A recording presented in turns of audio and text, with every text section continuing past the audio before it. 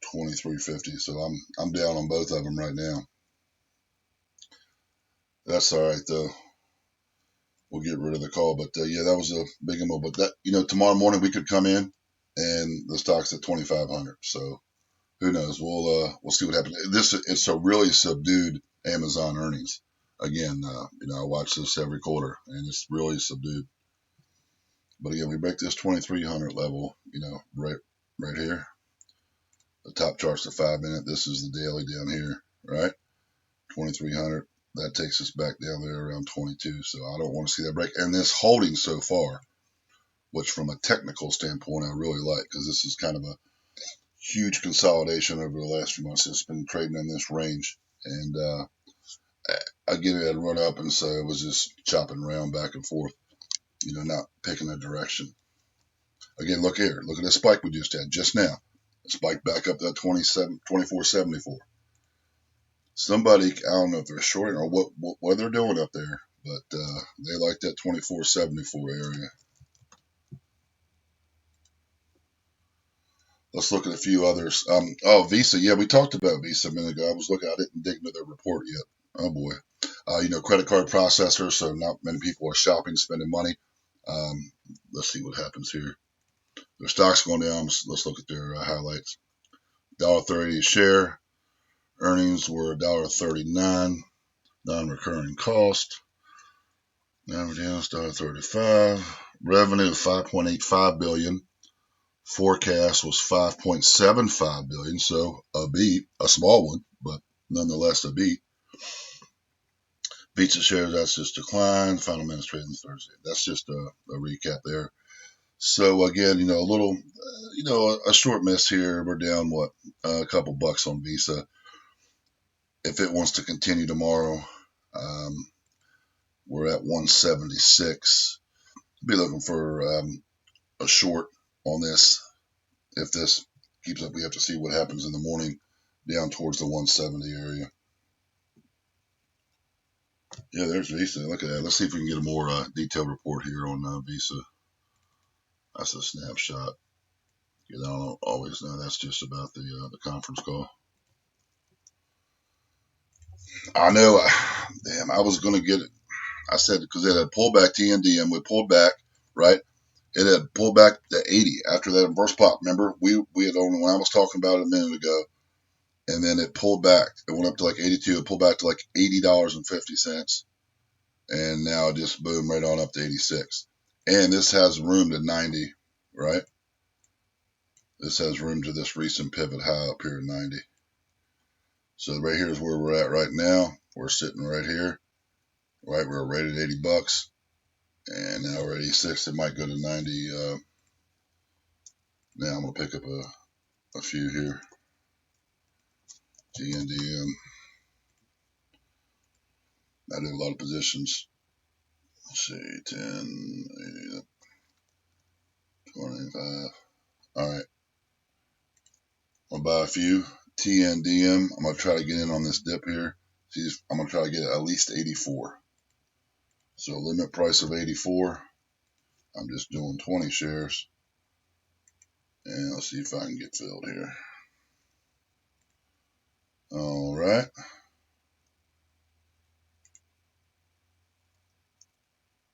Nope, it's at 84.02. Come on. Really? You're not going to fill me there. 84.11, 84.50. I'm going to keep my order there. Excuse me. So I have an order there at 84 to pick up a few shares if it wants to fill me. Somebody just got filled 7 shares at 84.01, 84.02, 84.07. Come on. All right. Well, I'm leaving my order there. If it fills me, it does. If it goes up to 90 without me, then it goes up to 90 without me. Come on, Apple. It's almost that time. Apple at 4:30. I'm pretty sure it's at 4:30, Thomas. Let's look at MasterCard. Obviously, Visa didn't do too well, so MasterCard's going to be down. Yep. It's down after with Visa. PayPal, right? All the payment stocks, probably down after hours. Yeah, kind of about half square. MoneyGram reports tomorrow, but they're probably not really much affected by that. I don't think so. Amazon, how you doing? Again, Amazon just hanging around here, trying to make up its mind what it wants to do. All right, so we got a few minutes here, another 5-6 minutes till Apple. They haven't come out yet. We're just drifting down after hours. I was on WHR, Element, all the airlines. We know they've all been beaten up. United Airlines, I think, reported after hours. And JetBlue. Oh, I didn't see this. Look at this. JetBlue first to look at that. First airline to mandate face coverings for passengers. Trump orders meat processing. Wow, so you're going to get on the airplane, you're going to have a face mask on. You can't even hardly breathe with the air that they already have in there. I don't think anybody's going to be flying for a long time. These airlines here and the cruise lines over the last few days have been making a move. And I think it's just a technical move. There's no fundamentals for, American Airlines, JetBlue, and all these to be popping up, with what's going on. I still can't believe we gave a cruise lines a bailout. UAL, X. Not a big demand for steel. That's ticker X. They reported after hours. They're still paying a dividend, so that's good. Again, it's probably only a penny. But, hey, it's something. Of course, stock's not moving much on that. Ooh. Net loss of $391 million. Adjusted net loss $123 million. Net earnings 54.31 cents for adjusted share. So, yeah, I mean, nobody's really using steel right now. I mean, everything's shut down this whole quarter, and they haven't been doing well before this whole virus hit the fan. Unfortunately, I mean, a lot of the steel we use actually comes from China. I mean, all right, so this stock, we're going back 2 years to March of 2018. Stock was up here at $50, $48, and it's done nothing but drift down. You can see one as low as $454 here last month. So again, this hasn't been doing well before, since before the virus. All right, come on, Apple. Just real quick, a couple ones that I'm looking at for tomorrow. We're going to be discussing. I just wanted to show you, and that way you guys can see tomorrow. Just type them in here a minute. So these are some that are, there's a lot more, but these are the ones I'm watching that are reporting for tomorrow. AMZN, Honeywell, MGI, Newell, Clorox. Those are two to keep an eye on. Clorox and Colgate CL. Colgate toothpaste, toothbrushes, all that kind of stuff. Clorox, they make bleach. Estee Lauder, EL, Charter, their cable company, CBOE, the Chicago Board Options Exchange. Their stock's been doing really well. PSXP is a gas stock, Phillips 66 gas stations and refineries, so not expecting much from them. And then Chevron, CBX. So those are the big ones I'm watching for tomorrow. Just wanted to put those out there. But let's get over to Apple. We got that popping up here. Come on, Apple. We got about 5 minutes. Hey, Derek, what's going on, man? How you doing? Well, Apple's selling off before the actual earnings are even out.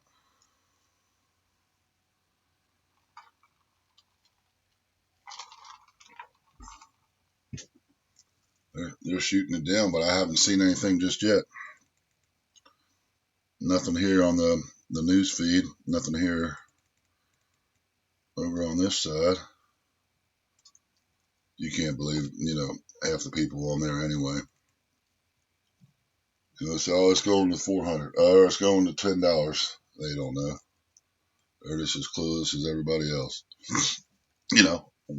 I can do a technical analysis of what I think and where I expect it to go, et cetera, et cetera. But again, no one knows unless you're Tim Cook and you're the CEO of Apple or the CFO. No one knows what numbers they're going to put out until they put them out.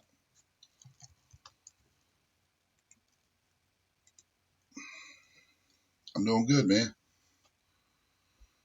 Yeah, it was a good day, and then the this morning, and then a few things went south, and so it's all right.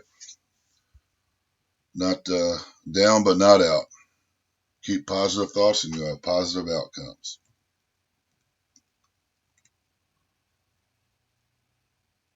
All right, come on, Apple, give us something here. It's 4:26. Got a few minutes. Just real quick, just saw this penny stock popping up here. This is one from earlier. Didn't trade it, but it's making another move here after hours. SPI alert there, so maybe I did and didn't. Yeah, I did. Excuse me. I got filled at TNDM at $84, and now the stock's at went down to 83.13. So that's fine. Again, I wasn't going to chase it. 84 was my entry, and I'm fine with that. All right, Apple, where you at? Hey, Mercado, what's going on, man? Good to see you again. The earnings call, Lewis, starts at 5, but the earnings release is here in a few minutes at 4:30. It's 4:28 now, so in a couple minutes we'll hear the official numbers from Apple. We're just waiting for them to put the numbers out. Yeah, Amazon, we've kind of been talking about that most of the last half an hour. Amazon's a mixed bag. I'll pull it up real quick. They missed EPS but beat on revenue. So again, the stock's getting punished for that. They increased sales from last year, quarter over quarter from last year. Again, watch this 2,300 level. We've already moved over 130 points from the close to the downside. So if 2,300 level gets broken here, Generique, then watch out below. So let's go to Apple here. We're waiting on Apple. All right, got a minute and a half. Let's do this. I'm bullish on Apple. I'm always bullish. Now, I trade it. I own the shares, but when I see good setups in Apple, I trade it. I sold some today. The most recent entry I had was like 257. So that's where my average is from this time around. And then, I'll trade in and out of it around my positions. So, yeah, I mean, but what do I think is going to happen? I think they're going to have a little slow demand from the coronavirus from China that stemmed over from late last year into early this year. And I think you see a downtick in sales. But again, Apple can say we didn't make as much money as we thought they would, and they still go up. So we're going to have to wait and see. Everybody's selling it off here after hours, but that's not unusual. So, a lot of people, they'll buy that, and then the next thing you know, the stock's at 300. To the upside, that is my first target. And we had talked about, there it goes. Look at this. Here we go. Just now. Don't see the numbers. I'm just watching the stock rate. I haven't seen the numbers yet, but it's 4:30 right on the nose. The numbers came out. Market loves it. Here's 300 coming up. So I'm just going to pull this other chart up right here. Apple, we're going to 300. We have a room over 304 to go to 311. If we hit 300, watch for the move to 304. We're going to 311. Watch out. That's the next target, 311 on this. It has to clear and hold 300, and then hold that, test 304, and tomorrow we could see a move to 311. Watch out. Now here's the numbers. There we go. Look at that move straight up to 300 here. All right, I'm just going to pull up that. I'm going to keep the chart, keep that over here. Total revenue grows. Service revenue reaches all-time high, $13.3 billion. That's the App Store, the service revenue. Let's look and see if we can dig into, I'm not reading every single word of this, but I'm going to get the highlights here. Okay, let's read this because this is important. Despite COVID-19 unprecedented global impact, we're proud to report that Apple grew for the quarter, driven by an all-time record in services and a quarterly record for wearables, which is their watches. So watches are up. That everybody's going to be, I think, buying watches. The government's going to try to, get some more health data from you by wearing the watch and integrating that with your doctors and et cetera and everything else that's going on. So that's definitely part. Maybe they didn't sell as many iPhones. I don't know. Let's read down here and see what else we can find. So the limitation about the COVID pandemic. So the market likes to, we're at 300. I just want to see the highlights here. All right, here we go. That's iPhone. Okay. Let's look. All right. So just scroll back up here. So the left column's the current quarter, and then that one's from the last year's current quarter, first quarter. And then March 2020. So I don't know why it has two columns, March 28th, 2020, March 30th, 19, March 30th. But anyway, let's scroll down here to the iPhone. So, we beat, EPS, so about 29 cents, and the revenues beat. So it's a beat all across the board. Again, I'm already in Apple. I do have an Apple 320 call. I doubt it gets 320 tomorrow. You never know, though. But I like this room here from a technical basis. So let's look at the iPhone sales here and see what we got.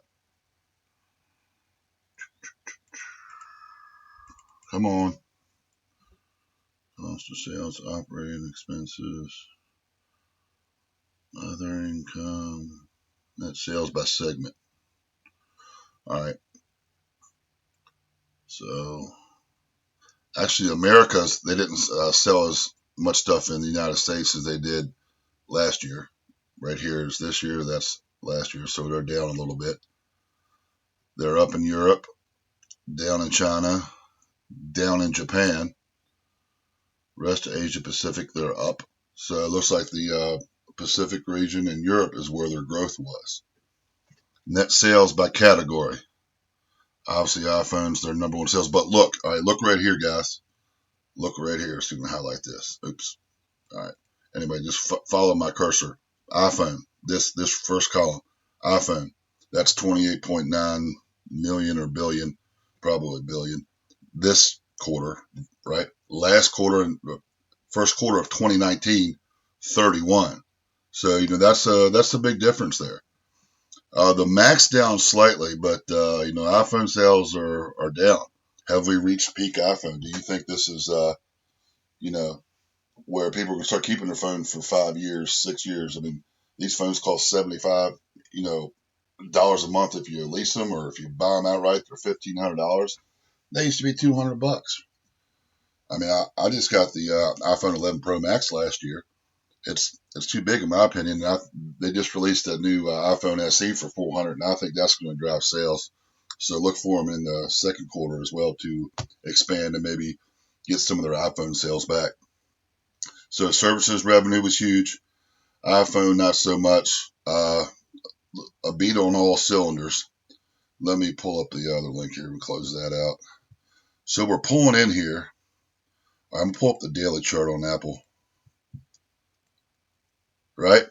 So we tapped, what was the high here after hours? The high was 301.48. I'll try to 301.38. Anyway, it's 38, but it's 48. That's close enough. Oh, and Apple also raised a quarterly dividend, 6.5%. So now it's 82 cents a share. All right. So, but we tapped to 301.48. But you see right here, this 304 area. You see how there's this room right between those two dotted green lines? So what I want to see either tonight, especially in the morning, and a lot of traders are going to be watching this, is where this blue box is in between. And what you want to see here is a move up to this gap and trade through it and test this 311 area. It says 310.99, close enough. So that's what I'm looking for. Obviously, if you could have got Apple here at 210 last month when the market bottom, I'm sure some people were nibbling on it. It's kind of traded in this range, and the all-time highs are up here at 325, and that's the split adjusted. Apple split their stock here several years ago, so that's not the actual high, but even split adjusted, it's the highest it's ever been. Split adjusted, if that makes sense. We can talk about that at another time. Short Apple, somebody's shorting it right now, huh? Yeah, who's shorting that? Somebody just made a quick trade in that. I appreciate everybody stopping by again. If you could give a video a thumbs up, like, comment, and subscribe, and be notified when I launch new content. I'll be doing this a lot more often, and appreciate it. I'm not going anywhere. Just wanted to get that little spiel in real quick. So we didn't, if you watched Apple for any length of time, you know that it actually trades up quite a bit. Hey, thanks you for the subscription. Thank you for the sub. We're kind of pulling right on back. I was really expecting a test of that 3 or 4. We did pop straight up on it, and this is the 1 minute chart, so it's a pretty fast time frame. I use that for entries, and you can see we're pulling in here a little. Nothing too crazy. We're all right. I can't feel. I hear you, Derek. See, look, Amazon keeps. We're back to Amazon now. Keeps defending this 2334 area. Now keeps defending that area. I was saying that 2300. It might not be a bad idea, Jamal, to short it. I have to see how it sets up in the morning. Buy the rumors, sell the news, right? And that's the thing here on this Amazon. Maybe right now people are shorting this. The market's not liking it. Investors aren't taking too kindly to it. But I think, you never know. Come in tomorrow morning and Amazon's back at 25 or up to 2,500. Let's go over and look at Visas. It's still dropping. It's hanging in there. It doesn't move a whole lot after hours on earnings unless something really, really crazy happens. MasterCard start going down. Where's the Whirlpool at? Oh my. Wasn't expecting that. Whirlpool, Q1 adjusted earnings beat estimates. What's the high up here? We popped up to we're only at 114.50. Let's look at the chart. Again, every chart you look at looks almost the same. So the 200's up here at 137.54. That would be our near-term target, on a swing trading basis, not necessarily tomorrow. So a touch tomorrow, and I don't know exactly what the ATR is. I don't have to look it up, but it does have a high ATR, which means average true range. Whirlpool can put in a significant move. It can move 10, 15 bucks in a day. It's not out of the question. So they did beat estimates. So 123 would be the first target I'd be looking at to the upside on Whirlpool.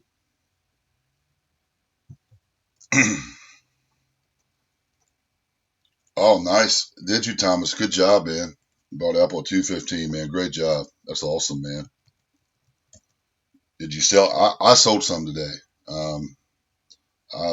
This time around I got it at 257. Look at here. Look at it now. Pulling back in. So we got 20 minutes till the conference call, and we'll see what they have to say, kind of more in depth. Go more inside the numbers, just beyond what we see on the surface. So I like to listen to them. It's a widely followed stock. Apple, if Apple has a great day, the rest of the Dow has a great day, and kind of the market as a whole. So you always want to follow Apple and pay attention to what they say. I don't listen to too many conference calls. They kind of get boring, yes, but I do love listening to Apple because what does everybody have in their hand? And some of you guys are probably watching on right now, watching this live stream on a iPhone, right? Yeah, me too, Jamal. I'm with you, man. Just consistency, man. That's where it's at. Consistency. 140. Holy moly, man. You put $140,000 to $215 a share. So you did what? 140,000. You paid $215 a share. So you got 651 shares. Wow, man. That's pretty nice. So now you have 651 shares at $293 is where the stock's at right now. And now you have $190,000. Hey, that's pretty good, Thomas. You just made yourself some change.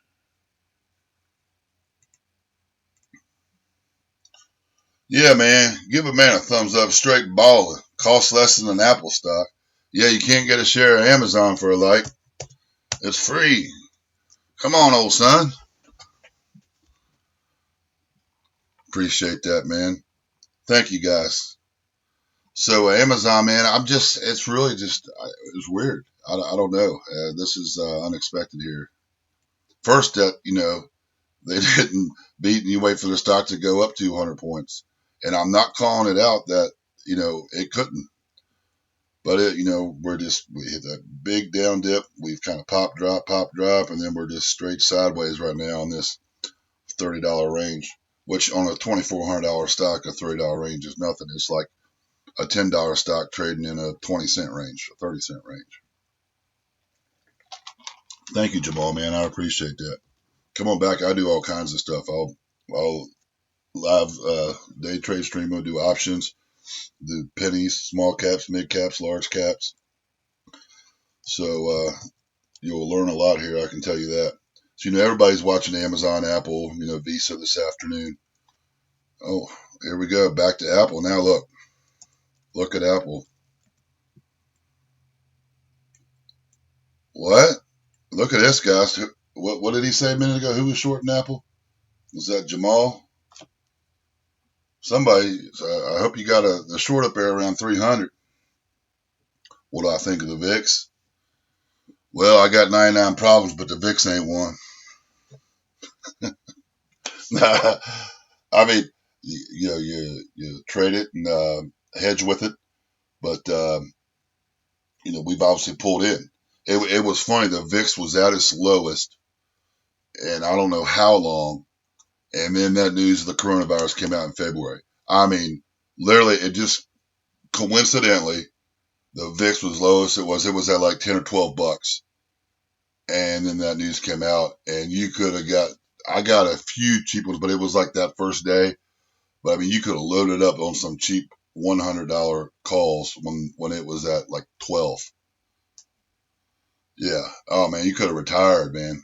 So yeah, you want to, like Warren Buffett says, you want to buy when everyone else is fearful and sell when everyone else is greedy.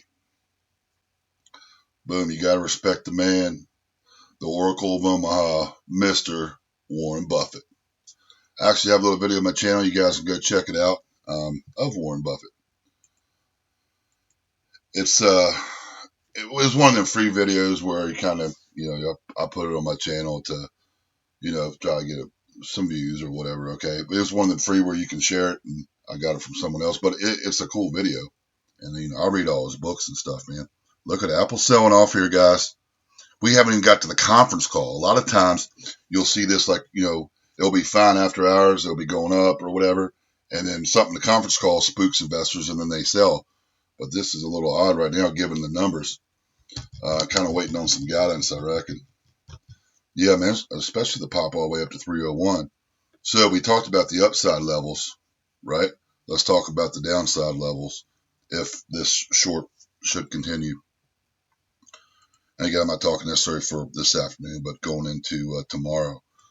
So obviously we have all this chop here from, February when the market was up at highs. And you can see all the spaces between these candles, the long topping tails.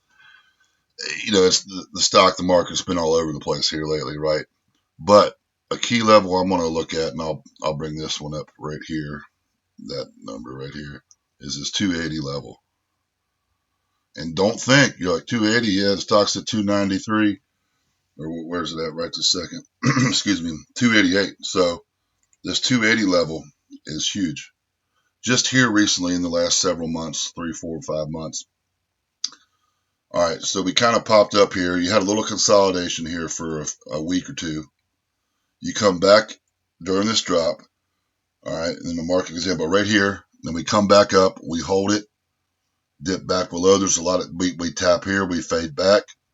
So again, so that was support. Now, when you come back up for the retest here in early April, previous support becomes resistance. So we're tapping, it kind of holds around a few days. The market drops back over, rolls over the oil, whatever the coronavirus news was that day, how the market's been, comes back up. So that 280 level here is key for right now. And, we're up here in the all-time high category for Apple. and it hasn't been up here. It just reached all-time highs here, and again, I was talking about that earlier, split adjusted. So that's where a key level to hold, right? If that doesn't hold, the next level will be down here at the 270 area. And then, again, this will be, I don't foresee it doing that, but again, I don't know. But the red line at 257.89, which is a 200-day moving average. So 305 calls and 310. Yeah, I bought a way out of them. I just, you never know. And 320. So, expires tomorrow. We'll see what happens if it decides to turn back around tomorrow or not. So we're going to listen to the conference call here at 5 o'clock. The first, minute or two is just the fluff intro, and then kind of they get into the meat of the call, if you will. All right, so we got Apple here. Man, really showing off here. But see, we looked at the numbers. Everyone, you guys saw the numbers here where we signed up and pulled them up, and the iPhone numbers were down. The services revenue is where it's at. And I believe that's what's going to continue to drive the business as well. Hell, I might as well just go ahead. We already had the conference call here, didn't we, guys? So we might not have to listen to it. No, I'm just kidding. But they'll probably say most of the stuff I've already talked about. TRNX, I think I was seeing that the other day. Let's take a quick look. TRNX. Yeah, I said the other day, okay, it was a week or two ago, whatever, 17th, 18th. I don't know, 12 cents, it ran all the way up to 40. Now we're back here. I don't like it right here. I would have to see the, excuse me, the 20 line cross this 50. And when that happens, I'll get an alert, and that would trigger my entry. But as of right now, I'm not interested in it. And especially if it didn't hold 13 cents, it's at 20. Yeah, you're right. The guidance is, that is key. TWOU, they were 42, I think. Huh. That's an interesting setup. Kind of a little flat top breakout. And you had the earnings. BA investors won it and drove the stock up even though they was doing. Yeah. Yeah, and that was kind of a short squeeze too, Jamal. Where shorts had just piled in the stock and piled in from the 300s before the big drop. Remember, Boeing was dropping in bad news before coronavirus, right? It wasn't because nobody's flying planes and so Boeing's not making any planes right now. Well, it was back doing that 737 Max last year, and then the stock chopped around. You can see, and I have it right here marked out on my chart. Right, I'm a huge technical analyst, technical analysis type of guy, man. So I've been watching trading. So look at this. You talk about a trading range, just real quick. We'll go back to Apple or Amazon here. I know that's where most people are wanting to see. But look at this long range. And this is going back to 2 years ago, right? January 2018 until basically January 2020. So 2 years. Then you had this kind of random spike here in last February a year ago. But other than that, it's kind of trading this range. And you look, this 320 level was being defended, right, every time. Now it went down below a little bit, but reclaimed it, right, chopping around, defend it again, and that's over a few day period. Come back down, defend it again, came back again, right? So now that's all this is before pre-corona. So I got the 200. I think I paid $10 for them, 10 cents. I bought 50 of these suckers, right? Because I said when this breaks, but I wasn't anticipating it going down, but it did. And then it was shorted so heavily, like Jamal was saying, and it went, what did it got all the way down to what, $89 or something here like a month ago. And then it popped up to 180. That pop to 180 was nothing. There's no fundamental reason for it though. That popped from $89 to 180 to pop up $100 a share. That's just shorts covering. They're getting out of their position and taking profit. Is Apple up or down? It is down currently. We were up. Sorry, Joe. We have been talking Apple. We went over and looked at Boeing real quick. We were up. It is slightly down now. Very slightly. It's a 290.87. Yeah, like 1%. So we closed at 293.80 and the stock is at 290.77. So it's down like $3 a share. It was down to 288 and hit a high at 301.38. No problem, man. Yeah, and Amazon's down about $100 a share as well. But we're waiting on the conference call to start here in about 8 minutes on Apple, and we're going to stream that live and listen to the conference call and kind of talk through it and see what they have to say.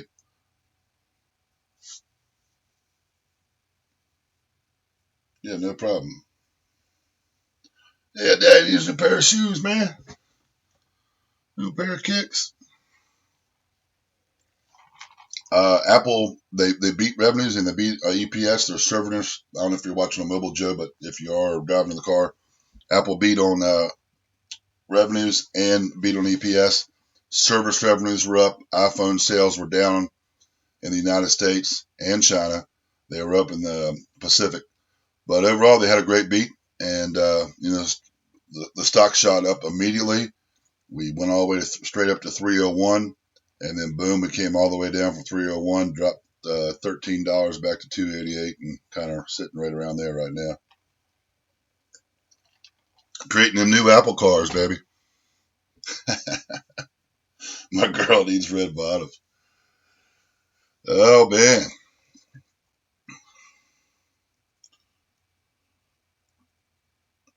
Yeah, Joe, yeah, next time don't type in all caps, please. But yeah,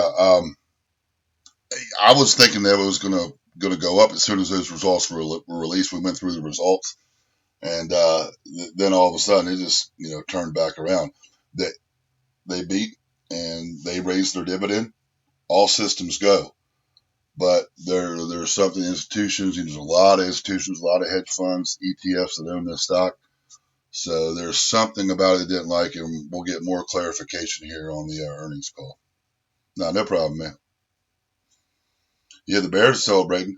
And you know what? I don't care if you're bullish on Apple, you're bearish on Apple, you don't even own Apple, whatever. I mean, but I hate when people out there, man. Oh well, screw you, man. You want stock to go down, or screw you, man. It's going up, or you know what I mean? Like you trade your plan, you do your thing, and quit worrying about everybody else. You know what? Bulls make money, bears make money, sheep makes money, but pigs get slaughtered. Yeah, Lewis, exactly. A stock twist 101, right? But I mean, I do have the feed up there, and here on this is eSignal, by the way, my charting software, and Trade Ideas. There's a link in the description for these scanners. This is just a couple of postmark scans. I have about hundreds of other scans that I have up on a normal trading day, which is, I'll show you real quick right behind here. And there's a bunch of them. And I have more. I just have my favorite, like 12 I keep up there. But go check them out. Less than a cup of coffee a day. A cup of Starbucks coffee. They reported yesterday. Where are they at right now? Starbucks. Getting a little bump in the after hours. Why? Oh, probably because of Apple. Apple rules the market. Yeah, I mean, it's stupid, Lewis. Yeah, man. Like, dude, okay, you're bearish. Okay, good. I hope you make some money. Oh, you lost. You were bearish. Stock went up. Sorry, man. Trade it better next time. But these people who are always, they hate Apple. It's I'm always shorting it. I'm all like, I don't care. I'm on a hold. Okay, I'm short at $100. The stock's at 300. You're gonna still hold it short 200 points in the hole? Like, give me a break, man. Stock twist. Did you mean to say stock twist instead of twist? Jamal, that's hilarious, man. Stock twist. EKSO. Come on, Apple. Where you at? That SPI is still going. Galt going back up. We traded that one earlier today. You see that pop real quick in Apple? As soon as I go over. I'm hoping for some clarification of good news, Jeff, because everything I read in the highlights of the earnings report was good. Except like iPhone sales in the United States and China were down, but overall, as you know, across the whole world, the iPhone sales were up. So, I'm not exactly sure there. Services revenue was great. A record quarter for service revenues. They increased the dividend, beat on EPS, they beat expectations. So yeah, we're waiting on the conference call here to start in a few minutes, and we're going to get some clarification on that. So once he hops on the horn here, we're going to find out what's going on. You're going to watch this stock kind of make a move back up towards the 300s, or depending on what he says, they have to be truthful. They can't outright lie, but they can say certain stuff, the fluff I call it, on the conference calls. And, if they're watching the stock and okay, they see it's down a couple of dollars after hours. So, but usually they're pretty straightforward over at Apple. Tim Cook kind of keeps it real. Yeah, I'm gonna kind of see what the guidance is, but I think they said what was it last year, like last summer, that they weren't going to do any more forward guidance. But they have to talk about COVID-19, the coronavirus, and what's going on, and what impact of sales. People are going to be asking them that, so they're going to have to give some kind of color and details as to how that's going to go. Yeah, yeah. So institutions kind of see what's going to happen. They're going to sleep on it and see what's going on. And the stores are still shut down in the U.S. I think. I know China, they just reopened up the Apple stores in China, but the U.S. they haven't reopened yet. I don't think. I could be wrong.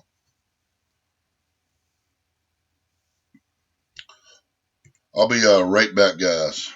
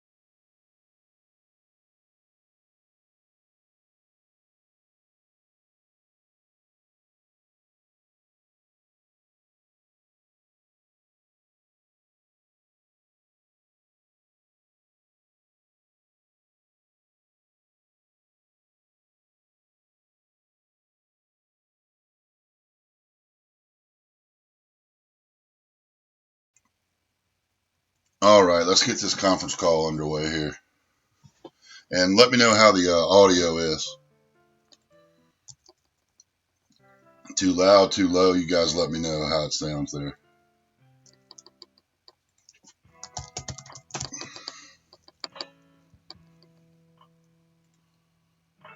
How's the audio, guys? All right, good. Thanks. Like, I mean, that's their music we're waiting on.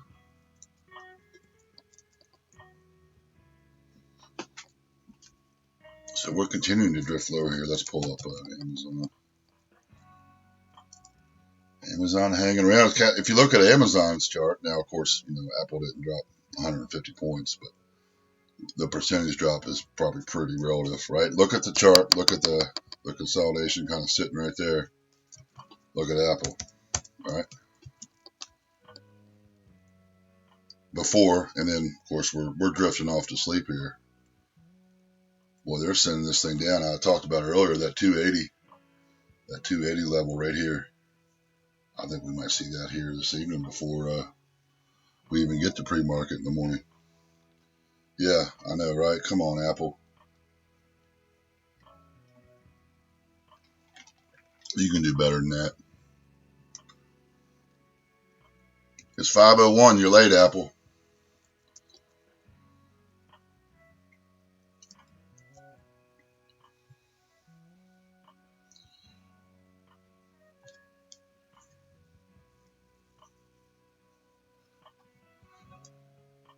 Where's that Jeopardy music? Somebody cue up the Jeopardy music.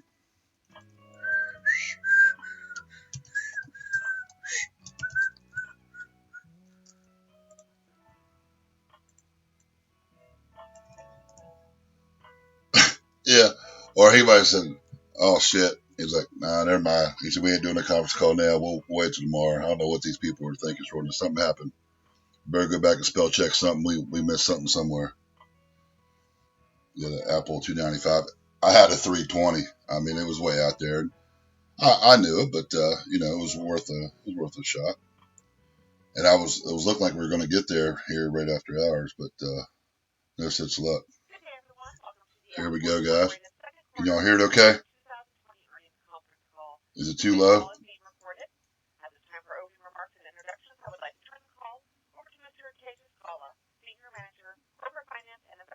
How about that? Is that better?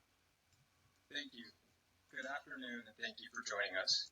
Speaking first today is Apple CEO Tim Cook, and he'll be followed by CFO Luca Maestri. After that, we'll open the call to questions from analysts. Turn it way up. All right. Please note that some of the information you'll hear during our discussion today will consist of forward-looking statements, including, without limitation, those regarding revenue, gross margin, operating expenses, other income and expense, taxes, capital allocation, and future business outlook, including the potential impact of COVID-19 on the company's business and results of operations. Actual results or trends could differ materially from our forecast. For more information, please refer to the risk factors discussed in Apple's most recently filed periodic reports on Form 10-K and Form 10-Q and the Form 8-K filed with the SEC today, along with the associated press release.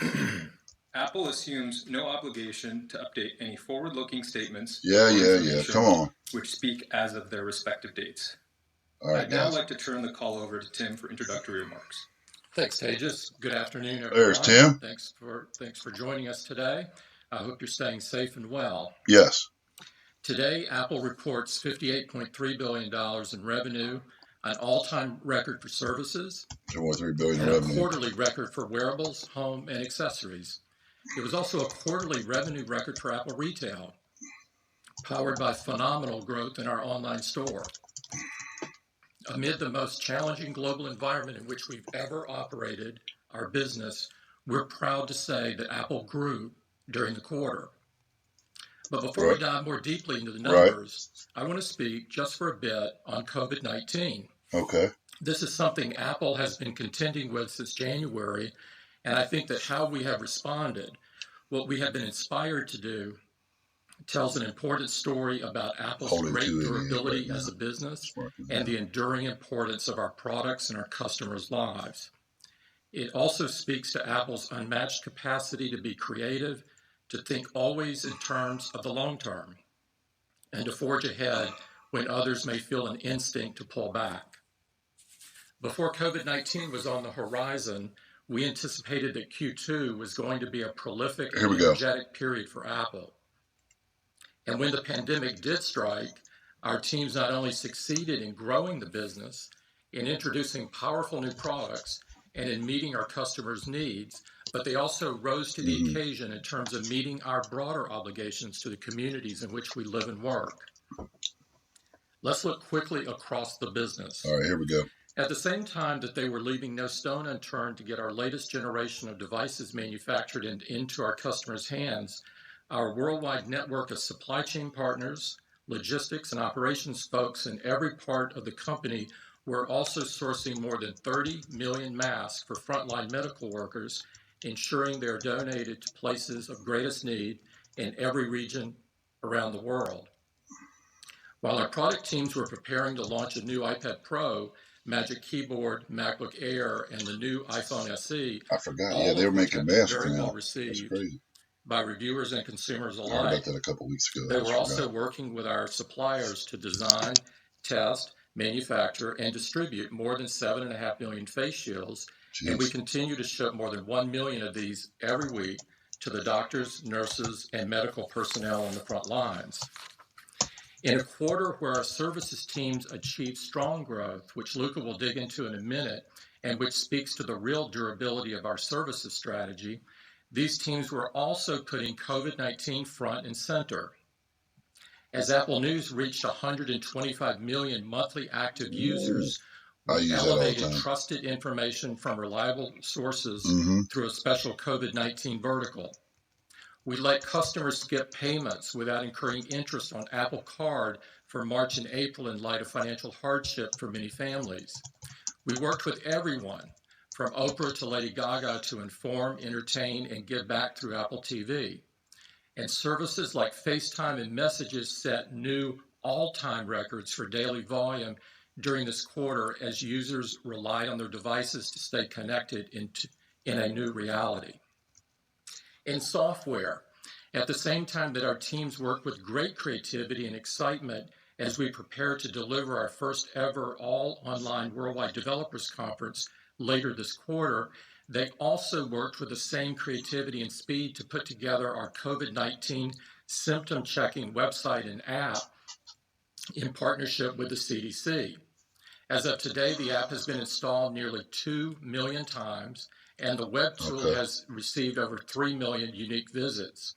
And just this month, to accelerate contact tracing, we are launching a joint effort with Google to enable the use of Bluetooth technology to help governments and health agencies reduce the spread of the virus. Yeah, I don't like that. That's more tracking, knowing, and they already know where you go anyway. But we paired these programmatic efforts with a broader strategy to get back where it's needed most. I just wanted to say that piece. We've made major corporate donations to response efforts around the world to support global citizens, as well as a new fund for Americans experiencing food insecurity as a result of the crisis. When you tally these things up and consider our ongoing 2-to-1 match for employee donations, Apple's contributions to the global response are significant. Right. Diverse, and a great source of pride for the whole team. We're also doing what we can to help our employees, their families, and by extension, their communities stay safe and well by modifying our operations where appropriate. This extends, of course, to our retail employees. They are Apple's face to our customers and an instrumental part of our business, and we're compensating them normally despite store closures. During a quarter where circumstances evolved by the process of deploying major orders of iPads to school systems working to keep learning going strong at a distance, including tens of thousands in Ontario, Canada, Glasgow, Scotland, Puerto Rico, 100,000 to the city of Los Angeles, and 350,000 to New York City, our largest educational iPad deployment ever. Oh, I guess deploying iPads to schools. We've seen unprecedented demand for our pro apps from students, enthusiasts, and creative professionals. These folks are keeping us all entertained and inspired as we stay at home, and to help them do it, we made Final Cut Pro 10 and Logic Pro 10 available for free for 90 days for everyone. Did you hear that? It has been overwhelming, driving software downloads and usage to record levels. And doctors and medical professionals are making even greater use of Apple Watch and I'm going to go download that now then. I didn't know that. To communicate with patients and to treat them safely from a distance when necessary. With new FDA guidance on non-invasive remote patient monitoring, for example, the ECG app on Apple Watch is increasingly being used to facilitate remote ECG measurements and recordings for telemedicine usage, reducing patient and healthcare provider contact and exposure.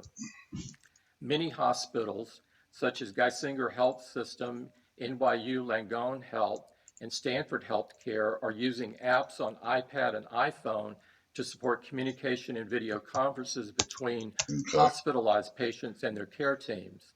This enables the care team to keep a close watch on patients without entering isolation rooms, which helps to minimize exposure and reduces some of the need for personal protective equipment. Good. Now, when you step back and tally all this up, when you consider all the ways COVID-19 has touched Apple, our customers, and the way we work, this may not have been the quarter it could have been absent this pandemic, but I don't think I can recall a quarter where I've been prouder of what we do or how we do it. As I said at the outset, we achieved revenue of $58.3 billion, and underneath that was product revenue of $45 billion. The performance of our product business had three very different phases during the March quarter. Based on Apple's performance during the first 5 weeks of the quarter, we were confident we were headed toward a record second quarter at the very high end of our expectations. In the next 5 weeks of the quarter, as COVID-19 started impacting China, iPhone supply was temporarily affected, as well as demand for our products within China. This caused us to withdraw our revenue guidance in February. At that point, demand for our products outside of China was still strong and in line with our expectations. During the last 3 weeks of the quarter, as the virus spread globally and social distancing measures were put in place worldwide, including the closure of all our retail stores outside of Greater China on March 13th and many channel partner points of sales around the world, we saw downward pressure on demand, particularly for iPhone and wearables. Right. Given the lack of visibility and certainty in the near term, we will not be issuing guidance for the coming quarter. Over the long term, though, we have a high degree of confidence in the enduring strength of our business. Our global supply chain is profoundly durable and resilient. We have shown the consistent ability to meet and manage temporary supply challenges like those caused by COVID-19. We have continued to deliver innovative new products across multiple categories that appeal to a broad cross-section of customers, including the all-new iPhone SE, which achieved unmatched technological capacity at an incredible value. Our teams worldwide have tackled the complexities of this moment with unmatched creativity, good humor, and dedication to our customers. For a company whose business is innovation, there are real upsides in periodically having to figure out how to do just about everything in a brand new way. Our long-running investment in our services strategy is succeeding. This business is growing and is a reflection of our enduring, large, and growing install base. We expect to meet our long-standing goal of doubling our fiscal 2016 services revenue in 2020. We have always run Apple for the long term. We entered this period with unmatched financial strength, a robust cash position, and our best product pipeline ever. Major investments, including our 5-year commitment to contribute $350 billion to the economy here in the United States, are moving forward full speed ahead. It's in these moments that we set ourselves apart. We've always managed through difficult moments by doubling down and investing in the next generation of innovation. And that's our strategy today. And so while we can't say for sure how many chapters are in this book, we can have confidence that the ending will be a good one. Apple will continue to do everything we can do to help the global response and to keep our customers learning, creating, sharing, and connecting so that life can remain as normal as it can during this challenging time. I hope With that, I'll hand things off to Luca. All right, CFO time. He's going to break down the numbers. So it has been a very different quarter than we were expecting when we last talked to you at the end of January.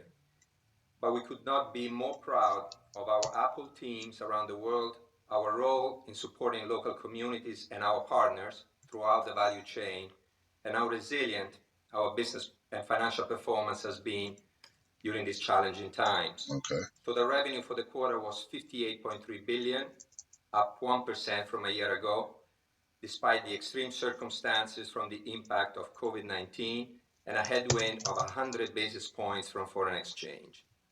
Products revenue was $45 billion, down 3%.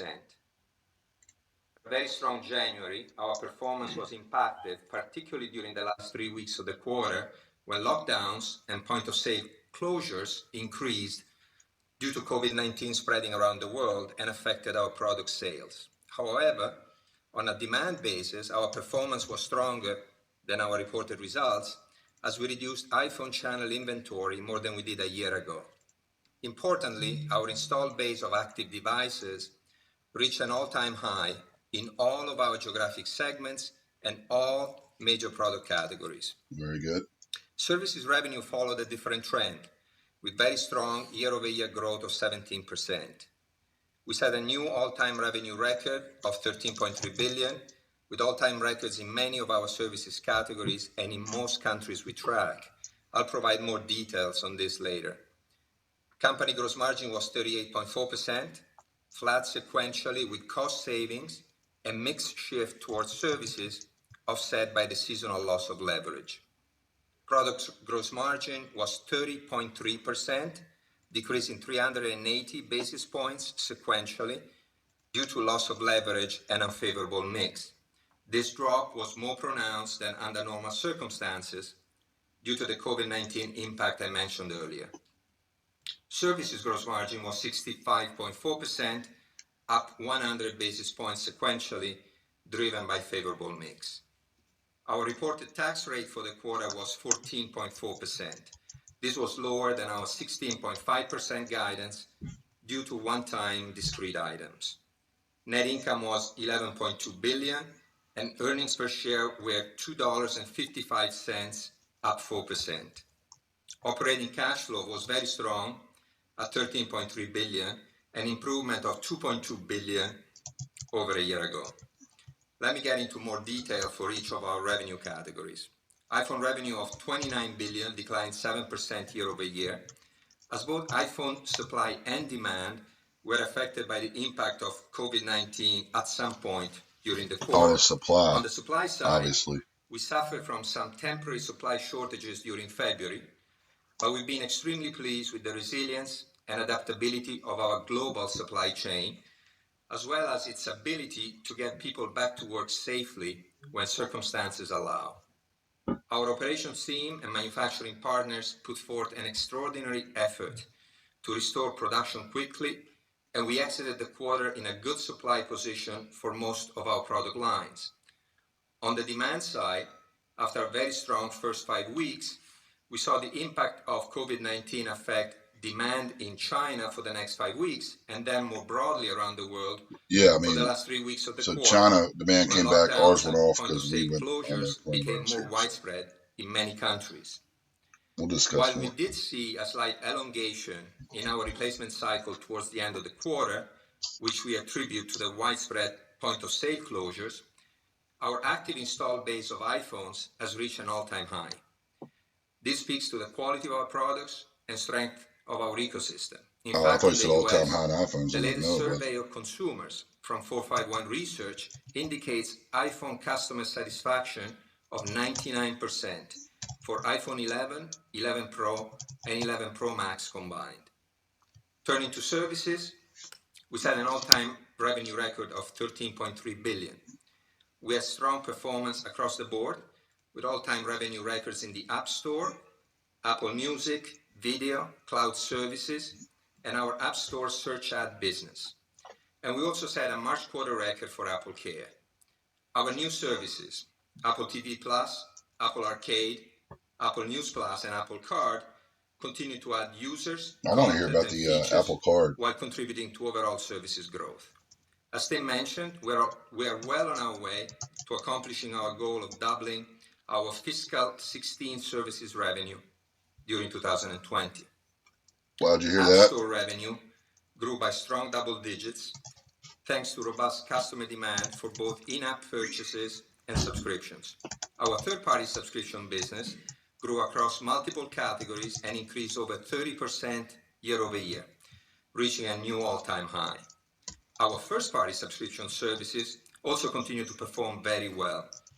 Apple Music and Cloud Services both set all-time revenue records, and Apple Care set a March quarter record. Paid subscriptions for all three of these services were up strong double digits. Customer engagement in our ecosystem continues to grow strongly, and the number of both transacting and paid accounts on our digital content stores reached a new all-time high during the March quarter. In particular, the number of paid accounts increased double digits in all of our geographic segments. We now have over 515 million paid subscriptions across the services on our platform, up 125 million from a year ago. On a sequential basis, paid subscriptions grew by over 35 million. This is the highest sequential growth we have ever experienced.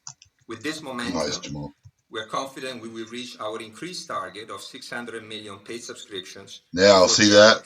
Look at the stock right now while what he's saying about the services revenue. Wearables, home, and accessories established a new March quarter record with revenue of $6.3 billion, up 23% year over year, with strong double-digit performance across all 5 geographic segments. Our wearables business is now the size of a Fortune 140 company, and we're very excited by the many opportunities in front of us for this product category. For example, Apple Watch continues to extend its reach as over 75% of the customers purchasing Apple Watch around the world during the quarter were new to the product. Next, I'd like to talk about Mac and iPad. Mac revenue was $5.4 billion. iPad revenue was $4.4 billion. Towards the end of the quarter, we launched a brand new iPad Pro that includes a first-in-class LiDAR scanner with some really exciting augmented reality applications, a MacBook Air with significantly improved performance at a lower price. We're very pleased with the strong customer interest for both products.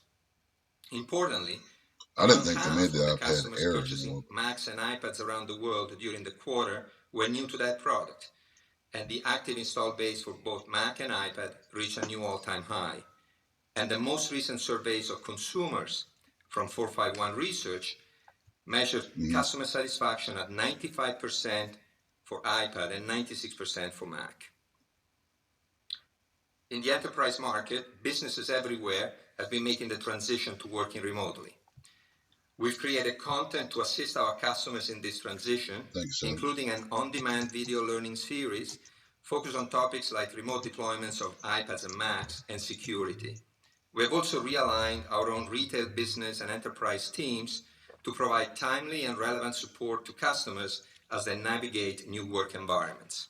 Some of our largest customers offering Mac to employees, such as IBM and SAP, have been able to pivot quickly to allow employees to easily set up and secure their devices from home, benefiting from Apple Business Manager and zero-touch deployment. And we've seen countless examples of new projects and remote deployments implemented in just a few hours. Peloton, for instance, worked with our New York teams to deploy an entire fleet of Macs overnight so their team could work remotely. All right. In essential sectors, such as grocery and financial services, we're seeing organizations adopt our technology to better serve their customers safely. Leading grocers around the world like Trader Joe's, Woolworths, Lawson's, Sainsbury's, Lidl, and Carrefour offer Apple Pay so customers can use contactless payments. Talking about and as stores shift to become fulfillment centers for online orders, organizations are leveraging apps for remote shoppers and food delivery to reduce food traffic. In banking, where safety and security is a top priority, one way to protect company and client information is by providing corporate iOS devices to employees who use mobile phones daily as part of their jobs. As an example, Bank of America is purchasing tens of thousands of additional iOS devices for their workforce. Bank of America, then they have a huge workforce. Somebody, can you guys look up real quick, or I will in a second, what Bank of America's workforce is? Liquidity has not been an issue for us during these iPads and iPhones for the entire Bank of America workforce. We have an extraordinarily strong balance sheet, very deep access to capital markets, and unmatched free cash flow generation. We ended the quarter with $193 billion in cash, plus marketable securities, total debt of $110 billion, and as a result, net cash was $83 billion at the end of the quarter. We returned $22 billion to shareholders during the March quarter, including $18.5 billion through open market repurchases of 64.7 million Apple shares and $3.4 billion in dividends and equivalents. Wow. Finally, as we move ahead into the June quarter, I'd like to provide some color on what we are seeing, which includes the types of forward-looking information that Tejas referred to at the beginning of the call. As Tim mentioned, given the lack of visibility and certainty in the near term, we will not be issuing guidance for the coming quarter. However, based on what we have seen in April and how we think things might play out, I would like to provide some additional insight on headwinds and tailwinds. There we go. This is what we're headwinds and tailwinds. From a foreign exchange standpoint, the US dollar has appreciated recently against most currencies around the world. And as a result, we expect our revenue to be negatively impacted by more than $1.5 billion on a year-over-year basis. Our global supply chain is back up and running. We are in a typical supply position, including our usual ramp associated with new products recently launched. These newly launched products, iPad Pro, MacBook Air, and iPhone SE, have all received outstanding customer response even during these extreme circumstances. On iPhone and wearables, we expect the year-over-year revenue performance to worsen in the June quarter relative to the March quarter. On iPad and Mac, we expect the year-over-year revenue performance to improve in the June quarter. On services, we are seeing two distinct trends. First, customers are actively engaging with our ecosystem and digital services, and we believe the very strong recent performance in the App Store, video, music, and cloud services will continue throughout the June quarter. Second, due to the overall reduced level of economic activity due to the lockdowns around the world, services like Apple Care and advertising have been impacted. Apple Care is comprised of our product repair business and the warranty agreements with our customers, both of which have been obviously affected by store closures and reduced level of customer traffic. Advertising, which is comprised of third-party agreements, our App Store search ads, and Apple News ads, has been impacted by overall economic weakness and uncertainty. See, the whole advertising business is down. That's what Twitter reported this morning. Gross margin, Their sequential headwinds I think their business foreign was down as exchange, well, so their stock got the mix hit, I within believe. products, and the seasonal loss of leverage on our product business.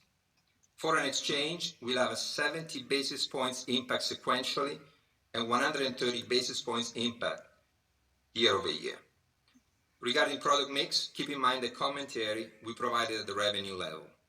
Sequential tailwinds include cost savings and the mix shift towards services. Yeah, if we break 288. With regard to capital allocation, our approach remains unchanged. We continue to invest confidently in our future while also returning value to our shareholders. We are in the midst of developing our most exciting pipeline of products and services ever, while contributing over $350 billion to the U.S. economy and expanding our footprint in many cities around the country over a 5-year period. We also continue to believe that there is great value in our stock, and we are maintaining our target of reaching a net cash neutral position over time. As a testament to the confidence we have in our business today and into the future, our board has authorized $50 billion for share repurchases, in addition to the over $40 billion authorization remaining under the current share repurchase plan. Our board has also authorized a 6% increase in our quarterly dividend, and today declared a cash dividend of 82 cents per share of common stock, payable on May 14, 2020, to shareholders of record as of May 11, 2020. Finally, and most importantly, we are managing Apple for the long term, as we've always done. During uncertain times historically, we have continued to invest in the business, and this remains our philosophy. We will continue to stay focused on what we do best, investing in our product and service pipeline, managing the business wisely, and taking care of our teams, and believe we will come out from this stronger. With that, let's open the call to questions. Thank you, Luca. We ask that you limit yourself to 2 questions. Operator, may we have the first question, please? Yes, that will come from Shannon Cross, Cross Research. Thank you very much for taking my question, and I hope everyone is well.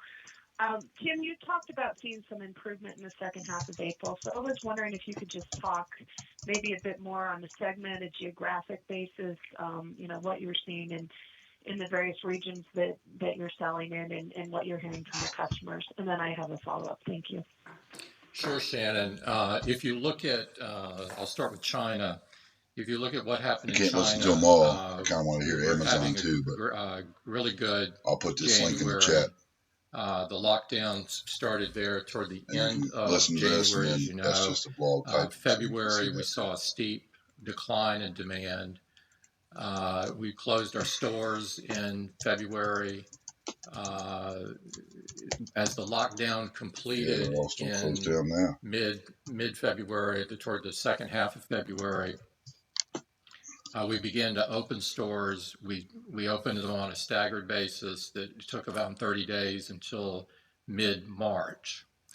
And from a demand point of view, we saw then improvement in March over February. And if you look at kind of where we are today, we've seen further improvement in April as compared to March. And so that's China. Okay, so that's good. If you look China, at the rest of the world, store sales are picking up. We were doing great they went back, so that's good. In January, the first 5 weeks of the quarter. And we do believe that we were headed toward the sort of the top end of our expectations that we had talked to you about on the last call. That the next 5 weeks were spent reacting and getting the supply chain back up in full force, and working through the sharp decline in China that I already talked about. The real thing for the rest of the world happened in March when the shelter-in-place orders went in and the work from home began. For those 2-3 weeks period, at the end of the quarter, we saw a sharp decline in demand. If you now step out into April and look at that, early April started like the end of March, but in the second half of April, we've their seen stock's down a uptick, little bit. Obviously, right now, not much.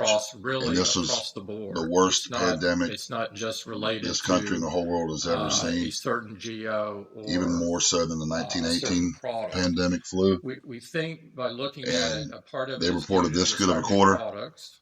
And everybody's going to get back to work here soon in the summer. We're going to make it through. So this is good news. This is good news for the market as a whole as well. Knowing this is going to go on for a little while longer.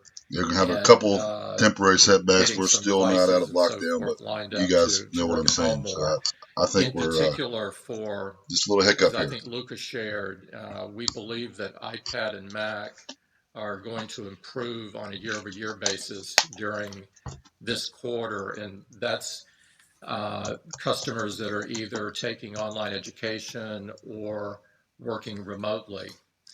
And so complex answer to your question, but that's what we're seeing. Thank you. That was helpful. Luca, unless I missed it, you talked about various puts and takes in the quarter, but didn't really discuss operating expenses. I know you mentioned some cost savings on the COGS line. I'm curious how you're thinking about your spending in OPEX given some of the macro challenges that you may be facing. Thank you. Yes, well, Shannon, as we said, we manage the company for the long term, right? So we know that, the core of the business, the core of the company is innovation and product and services development. So we will continue to invest in our pipeline. We're very excited about what we have in store. No, what I was saying, Joe, is invest there. It's not as obviously we are aware of the environment, and so we will manage, the SG&A portion of the company tightly. We are making new investments in the new services that we launched recently. As you know, we purchased the baseband activities from Intel, and obviously we want to develop that technology because we consider it's a core technology for us. So we will try to balance the need to continue to invest during difficult circumstances and the fact that we like to manage the business wisely. Thank you, Shannon. Thank you. Can we have the next question, please? That will be from Wamsi Mohan with Bank of America. Yes, thank you. Tim, I think I speak for everyone on the call that we're all very appreciative of Apple's contribution during this pandemic. We all appreciate it. Thank you very much for that. No, it's been great. Tim, in past downturns, we have not really seen Apple pull back from investing, and you as a company have largely maintained the product introduction cadence. But given these are unprecedented times and there are a lot of challenges associated with product development during a time when you have a global footprint for such activities and unable to really do a lot of things in person, how should we think about the product development and introduction cadence as we go over the next several quarters? And I will follow up. Well, we're I didn't forget what continuing his to question operate, was. It was and like so a as you can tell, two-paragraph along with question. everything else going on, we were able to launch and ship the iPhone SE, the iPad Pro with the Magic Keyboard, and the MacBook Air. And so business continues, and the new products are our lifeblood. And so we're continuing to work. Everybody's getting used to the work at home. In some areas of the company, I say used to it, but that's what we do anyway. Maybe even more productive. In some other areas, they're not as productive, and so it's mixed depending upon what the roles are. But as you can tell from what we did this quarter, despite the environment, we have our head down and are working because we know that our customers want the products that we've got. They're even more important in everybody's in at these home times. on their iPhones now, more than ever. Thank you, Tim. As a follow-up, I know you're doing a lot with both the Apple Card and financing plan for iPhones to get your products in the hands of customers. But I was wondering, would you consider using the strength of your balance sheet maybe a little differently structure, maybe deferred payments or things like that? Or do you think that there could be other steps like bundling that you will consider versus what you already currently do? Thank you. Well, as you know, we launched the payment plan earlier on Apple Card for iPhone. We're working on doing that for other products as well, and you'll see couple something more on questions that shortly. So we're very focused on no real clear guidance. The affordability point. The trade-in programs also donated 7 million fairly in wide across the board, and service revenues are up. iPhone sales down. Great Got for the the new environment, iPhone SE. also something great from a watch the 288 breaking us. We're testing that level right now here on Apple. Down. In terms of deferred payments, nothing to announce Doing today. Share buyback, increased dividend. But as you know, having access to the card, at least in the United States, gives us more degrees of freedom. Right. And that is not using our balance sheet. It's but we play a key role in deciding what kind of programs go with the card. Thanks, Wamsi. Can we have the next question, please? That will come from Morgan Stanley's Katie Huberty. Thank you for the question. I hope the whole team is staying healthy and safe. Tim, I want to start on a longer-term question. Where do you see structural changes on the back of this health crisis that might present opportunities for new revenue streams at Apple? And I'm particularly thinking about your past comments on health and augmented reality, but I'm sure there's even more areas of inspiration and creativity coming out of the company. And then I have a follow-up. I think there are things from just a great reminder of how important our products are for remote work.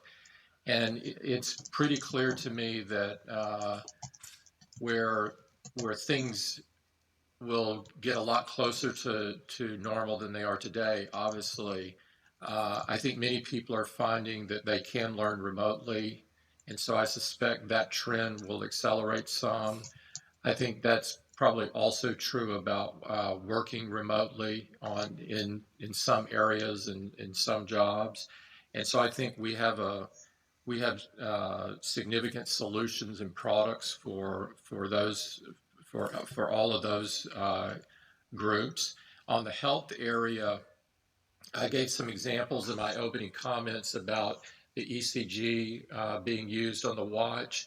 You can bet that we're looking at other areas in this. We were already doing that because we've viewed that area was a huge opportunity for the company and a way for us to help a lot of people. And so you will see us continue on that. I wouldn't say that the health door opened wider. I would say it was already opened fairly wide. Okay. And then as a follow-up, the 50 billion share repurchase authorization is impressive in absolute terms, but it is a bit lower than the last couple of years. So just any context around the thought process of landing on 50 billion, and then, related to that, you have one of the strongest balance sheets in the world. Does the current environment change your thinking at all around M&A opportunities? Oh, well, let me. We just broke 288. Answer that, Katie. Yeah, they're not First of giving all, us on the buyback, anything as I clear, said, in and other than general, what our approach to capital the market allocation showing us here has for it to remained the move back same up. for the last several years, and it's not changing now. Keep in mind, here we're talking about just the authorization, right? And when you look at our actual results at the end of every quarter, you see how much we actually do in terms of share repurchases. The 50 billion is in addition to over 40 billion that is still remaining from the past authorization that we've received from our board, right? So it's the total available or outstanding in terms of authorization is over 90.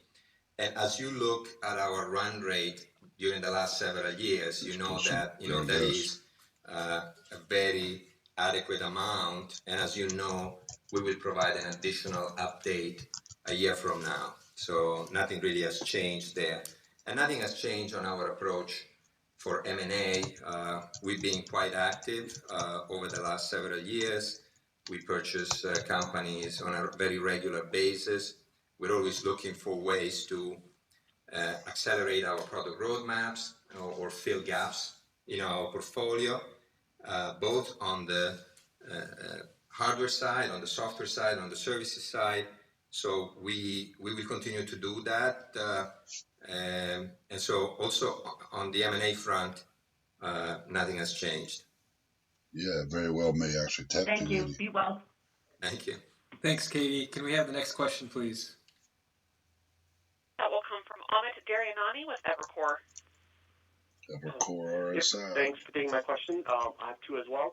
I guess first off on the channel inventory, I was hoping if you could talk about, how did channel inventory look like in the March quarter, because it sounds like it may be below the historical ranges. And then the discussion you had for June quarter performance of iPhones, what are you embedding from a channel building back inventory levels or not in that expectation? But it's Tim. I hope so. If you look at the iPhone channel inventory during Q2, the reduction of it was more than the reduction from the previous year. It's selling off, but it's not a big sell-off. It's unusual not that some we reduce huge drop where it's Q2. just And plummeting. in fact, if you it's just a little look gradual back drop. on, generally speaking, That's the way it's doing in the morning brings, but in the first half of the calendar year, it's just a little bit mixed. Channel inventories. Investors still during quite the aren't second sure, half of the calendar but year, it's we generally raise nothing channel hugely inventories. negative. That's a seasonal thing. Not overwhelmingly positive either. Believe sitting here today, I believe that will happen this year as well. So hopefully that answers your question. And by the way, we ended in a comfortable position. So you could conclude from that we were within a target range. That's really helpful. And if we just follow up, Tim, I was hoping you could maybe talk a little bit about how do you think about Apple's manufacturing strategy and perhaps need for some diversity, especially given everything the company and everyone's gone through over the last 12 months. No, we're listening to the conference call, Mikado. That's why most people here are listening to the conference call here right now. They're in the question phase, and they'll be able to launch the traditional cloud products that they used to get from Apple. Some of these questions, our supply chain they get is kind of global, too, and so our not products too in are depth, truly but made everywhere. most people aren't interested. They want to hear some I would top level focus stuff. on that versus Plus focus kind on of one went over element that, so of the manufacturing process. it's probably another 15 minutes till we're done. Which tends to get more visibility, which is the final assembly. We have some final assembly in the United States. We have final assembly in China as well.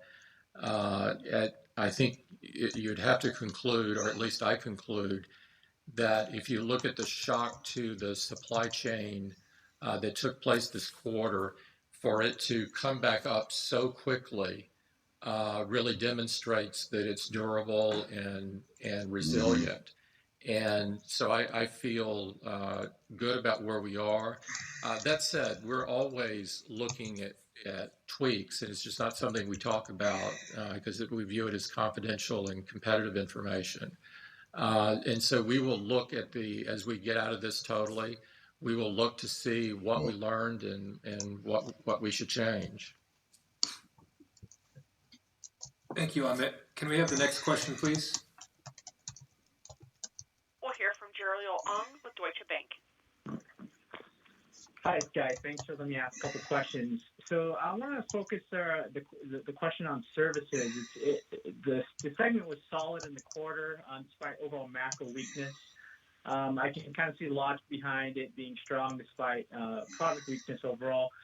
As you kind of look at the rest of the year, do you think that sustains, or at some point do macro impacts worldwide impact the services line?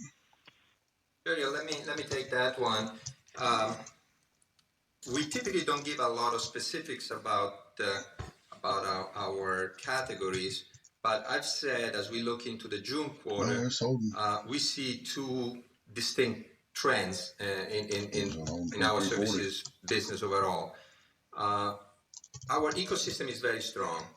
Our customers are very engaged. We are continuing to grow double digits, the number of transacting accounts and paid accounts. And so we expect our digital services to continue at the same level of performance that we have seen during the March quarter. And that includes the App Store, of course, our video business, our music business, cloud services. So we expect all these businesses to continue to grow very strongly. Given the overall economic environment and level of demand right now, there are two businesses that we believe are going to be impacted during the June quarter. One of them is Apple Care. Apple Care is essentially comprised of our product repair business and the warranty agreements that we sign with our customers when they purchase our devices. Both these businesses have been affected, obviously, by the store closures, not only our retail stores, but also our partners. I might wait one or two more questions, and we'll cut it off because this kind of stuff we've heard, and there's nothing new necessarily on these questions. Apple Care to be affected during the June quarter. The other business which we think is going to be impacted by the overall economic weakness and the uncertainty on when businesses will reopen is advertising, which is the sum of our advertising business on the App Store, on Apple News, and the third-party agreements that we have on the advertising front. So these are two things that during the June quarter will create a headwind for the services business. Got it. Appreciate that. My second question comes about the overall purchasing decisions that consumers are making. So far through April, have you seen increased perhaps downticks across your product line? So, for example, somebody might have, a shift maybe towards the lower end of the storage mix of certain products. And do you expect that going forward as, unemployment uptick and macro impacts kind of layer on through the rest of 20? Thanks. What you're asking Tim Cook if he thinks unemployment will? What you're asking? He's not an economist. No, I have seen I'm not either, a strong customer response. I think it'll pick iPhone back SE, up, but people are going to be holding tight to their money for a while. But it like appears that those be spending $1,500 on an iPhone if they just bought one last year. Wanting a smaller form factor with the latest technology. The iPhone SE, that's what he's talking about. It's going to be huge. Coming over from Android. And so those are the two principal kind of segments versus somebody buying down as you're talking about it.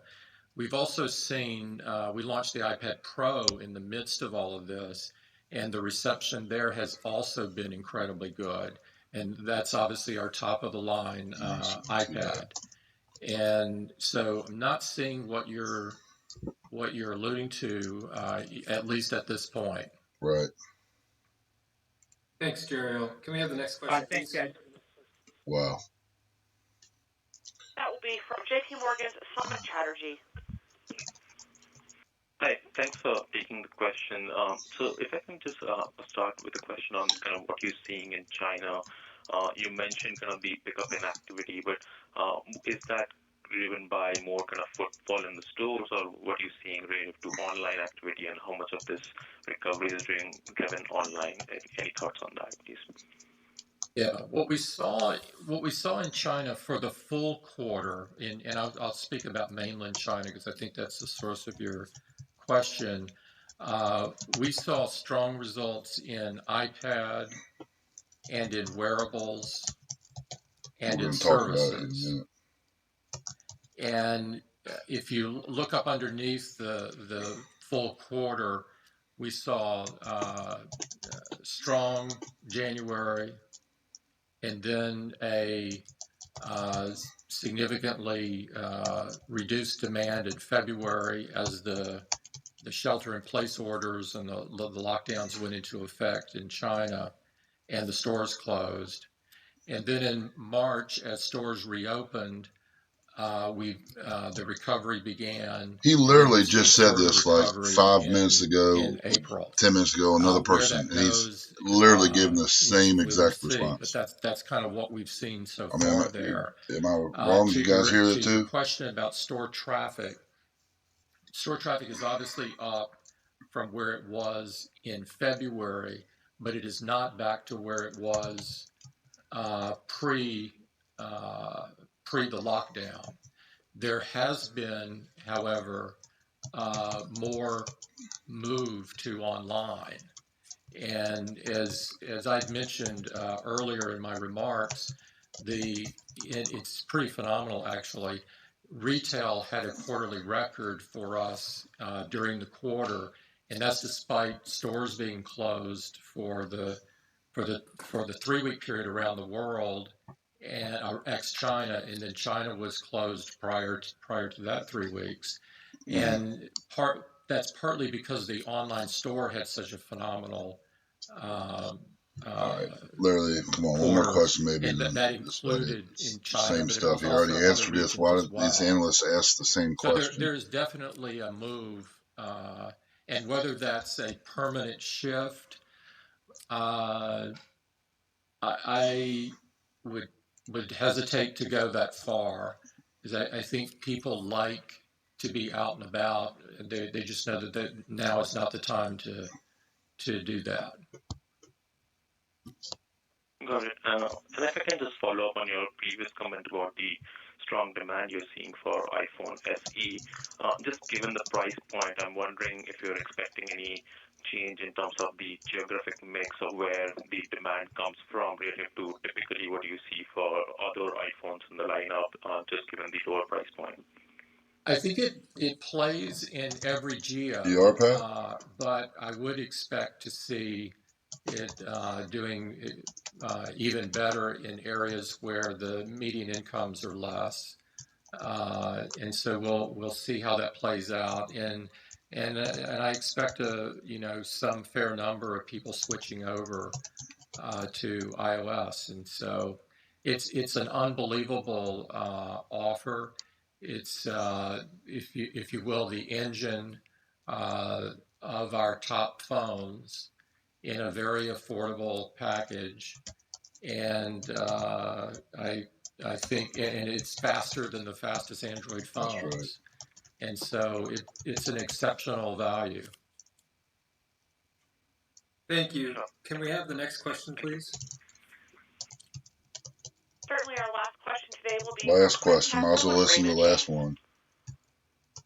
Yes, thank you. I wanted to follow up with another question on iPhone SE and the decision to bring it back and where it sits within the total iPhone strategy.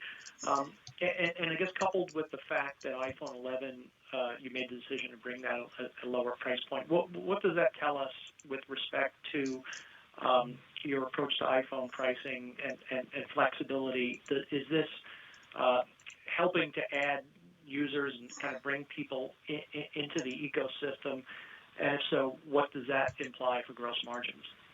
Chris, we've always been about delivering the best product at a good price, And that fundamental strategy has not changed at all. As you know, we did have an SC for a while. It's great to bring it back. It was a beloved product. And so I wouldn't read anything into that other than we want to give people the best deal that we can while making the best product.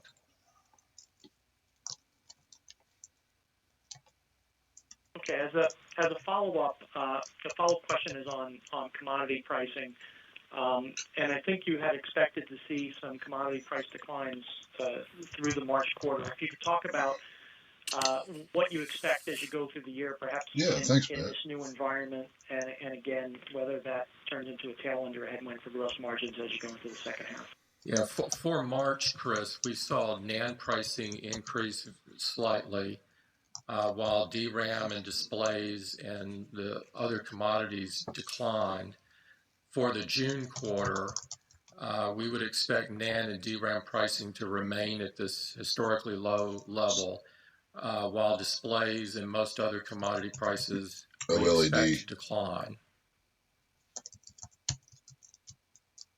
Thank you. Yep. Thank you, Chris. Well, that's about the it. The replay of today's call will be available for 2 weeks on Apple Podcasts, we'll close that. as a webcast on apple.com/investor, and via telephone. The numbers for the telephone. All right. So I actually, I was just checking out the website for the iPhone. So let's take a look for the SE, right? Hey, appreciate it, Mercado. So I thought it was like straight up $399. There was one choice, so you can get white, you get black, red. 64 gigs is $399. The 128 gig is $449, and then the big boy 256 gigabytes for $549. And that's straight out about it. You know, obviously you can do your different ones and lease it for whatever. You know, say you want the 64 gigabyte. So it looks like it's $16.62 a month. Unless you trade in the phone, then it's $9.54. But yeah, it's not bad. It's the processor is the same as in the iPhone 10, I think. I believe that's what it's the same as the iPhone 10, or maybe the 11. But the camera, obviously, it's got one camera, which unless you take a lot of pictures with the iPhone, you know, you need you need 3 cameras on the back of your phone anyway. That's what I have on mine. But you're just doing this regular little pictures, and it's fine. I think it's going to be a hot seller, and wait till the second quarter earnings report here in another 3 months in August, July or August, and I bet you this thing's going to fly off the shelf. I just have a feeling about it. So I like a lot of storage, do a lot of videos, and do take pictures and send stuff. So, but man, $550 is still not like really cheap. So the 64 gigabyte is for $400 one. So that's your cheapest of the cheap there. Just putting that over there for you in case you guys wanted to look. That's all. Samsung, yeah, I've had Samsungs, and I switched to iPhones about, I don't know, 10 years ago. No, it wasn't 10, probably like 8 years ago. And I don't think I've 8 or 9 years ago, and I haven't looked back since.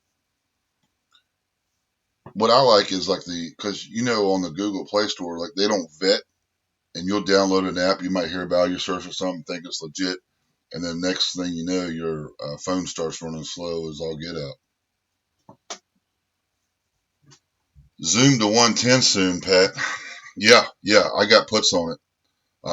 Those are the ones that actually worked out. I had the 140s and the 135 puts. I sold Zoom, sold those puts today. But yeah, ever since Facebook came out with this news the other day, I guess it's been, a week ago now, wasn't it? What's today, the 30th? I guess it was Friday. Yeah, it's hard to believe that, man, the time flying. It feels like just yesterday. So yeah, this is when Facebook came out with that news, and the stock was at 180, and it dropped all the way to 165. But yeah, it's going much lower. I'm going to be buying more downside puts tomorrow on it. You're going to sue Samsung to do your other YouTube. Oh, use them. I thought you said sue. What do you mean you're going to stream off your phone?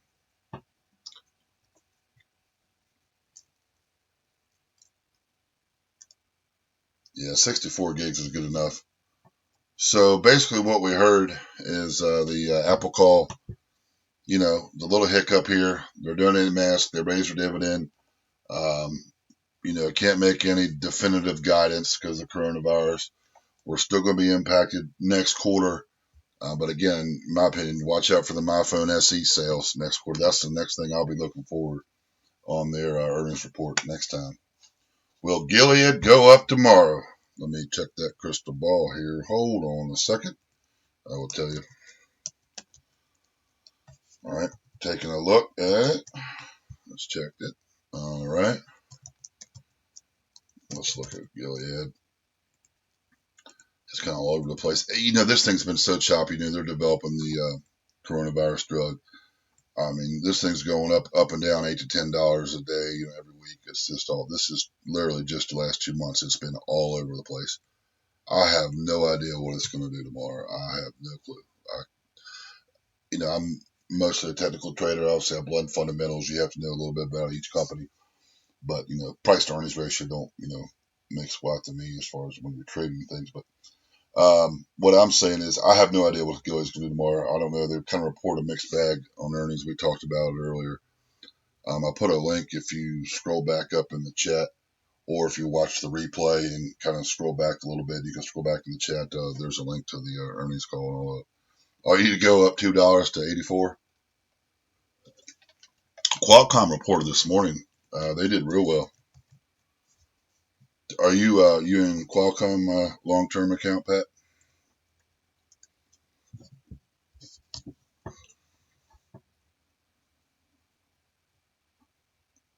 Last lowest 31% is better than zero.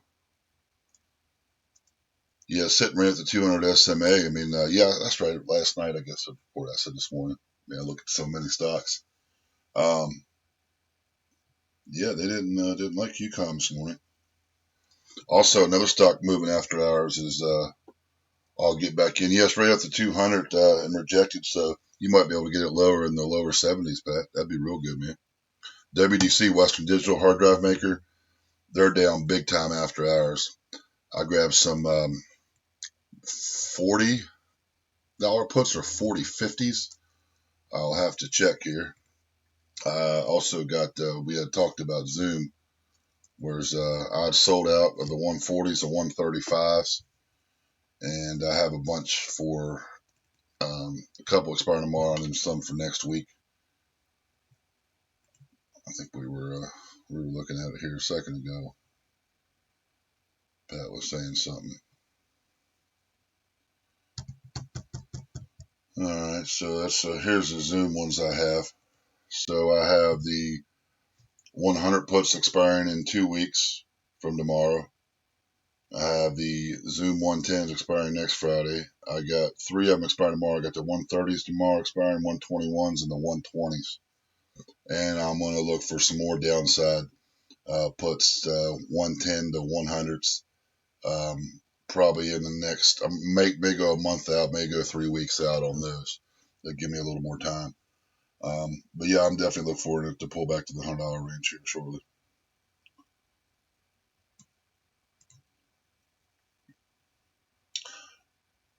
Oh yeah, I saw. I wasn't trading that in a dub, but I saw it this morning, man. Yeah, I was a big mover service now. Yeah, that's the thing that if Tesla had stayed up where it was, that option would have been worth about $10,000.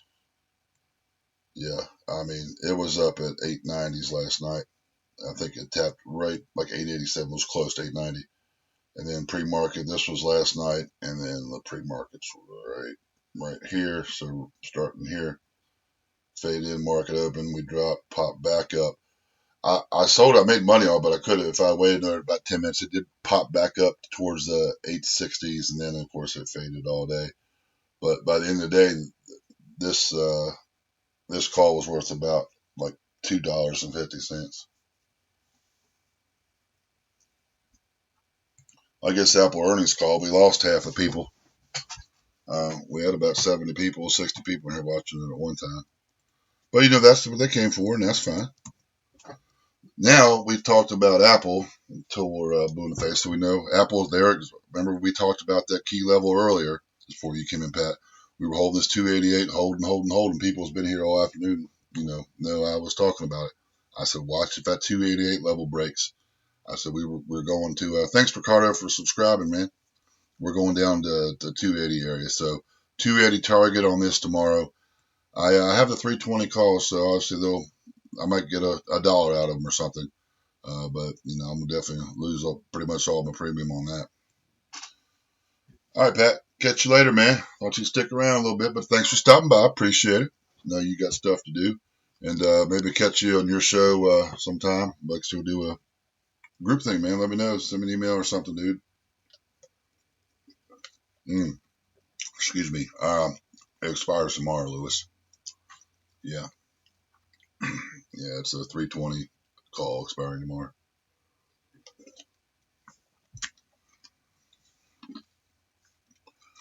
Yeah, heck, it's been going for 2.5 hours. It is after 6. IV's gonna look you. What? It expires tomorrow. I know. I bought it for a lotto pick, man. It's a 320 call. So Apple blew the numbers out of the water and then went up to anywhere close to 320. I would have made some money. Again, it was a risk. So it was a managed risk, and I'm gonna try to get out for like $1 or something tomorrow, whatever. Unless Apple turns around tomorrow morning and is back up at 315, then we'll be talking. Yeah. Yeah, Ricardo. Yeah, Apple. They're doing share buybacks and the increase for dividend, and which will be paid on the 14th of May. So a couple more weeks, 2 weeks from today, if you're a shareholder of record by May the 11th. So yeah, I'm gonna look at what else is going here. Gene, look at this here. That's 24%. Gene, this is a drug stock, biotech. So I know we were talking Apple, and we can keep on talking Apple. I just want to look at it, see what else is moving here this evening. That's a big pop. What's the news here? I don't see anything in my news feed. Anybody see any news on Gene? Let me go check over here on this other news, see if I see anything over here. That's a nice pop. It's up 24%.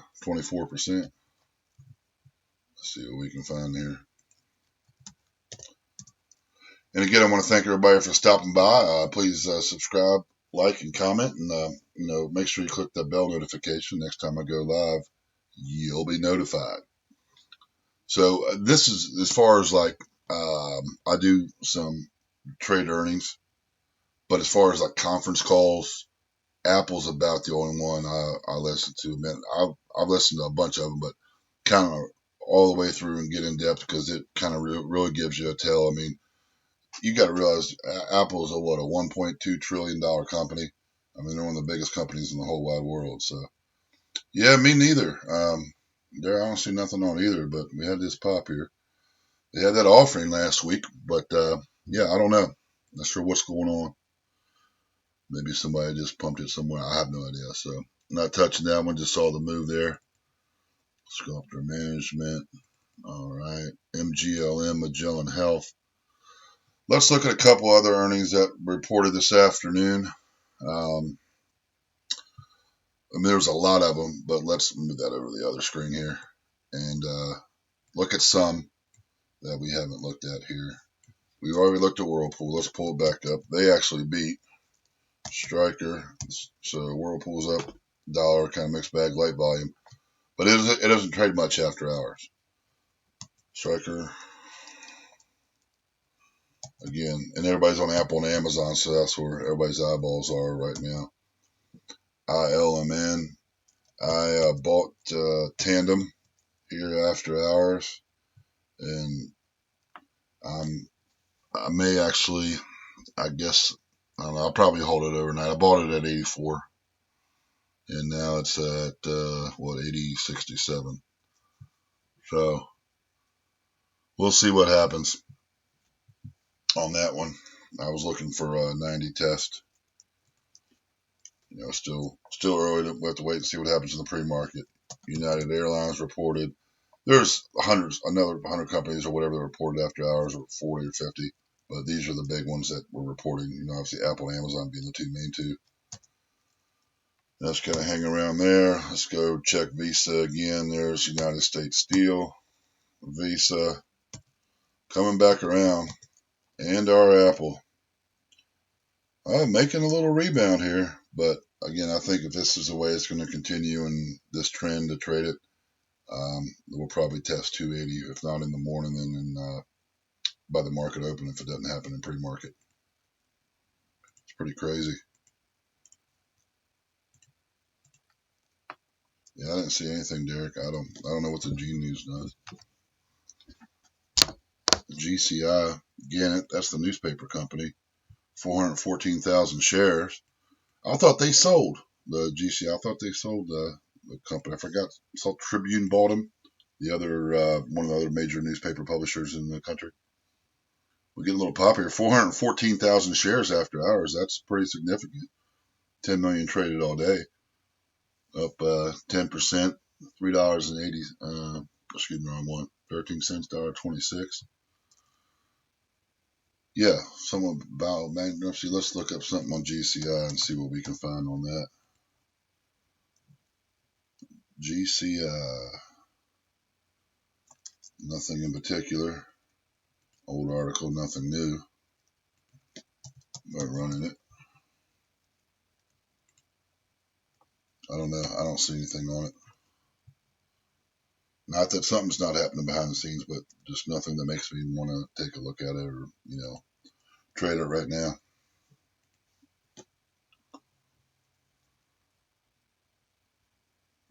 Look at this sucker. $9. $6.50 back. Alright, why did it stop at $6.50? I don't know. That recent pivot high is right up there, about $6.75. Alright. Earnings. Kind of maybe a mixed bag here. Oh, they don't, that's just telling me about them. Let's look and see what stocks are, kind of big stocks are down here after hours. That's the small cap, it says 14, that's wrong there. Let's look the biggest change post-market.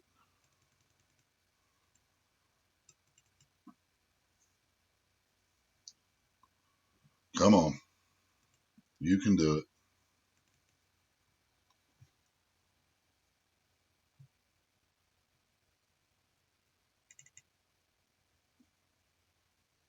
Let's go back, look at Amazon. What's trying to figure out what's going on over here.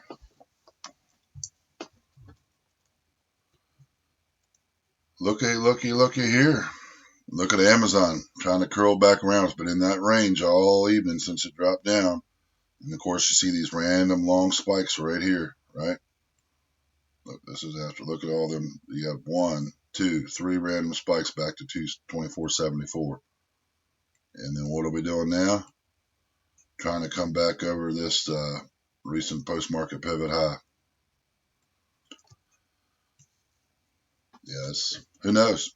And the same thing, but I would say I'm more bullish right now on Amazon than I am on Apple. Yeah, I mean, bullish long-term on Apple, yeah, but like right now, tomorrow, like Monday, not too bullish on Apple right now, but that could change next week. We'll see. Lewis, man, I appreciate you stopping by again.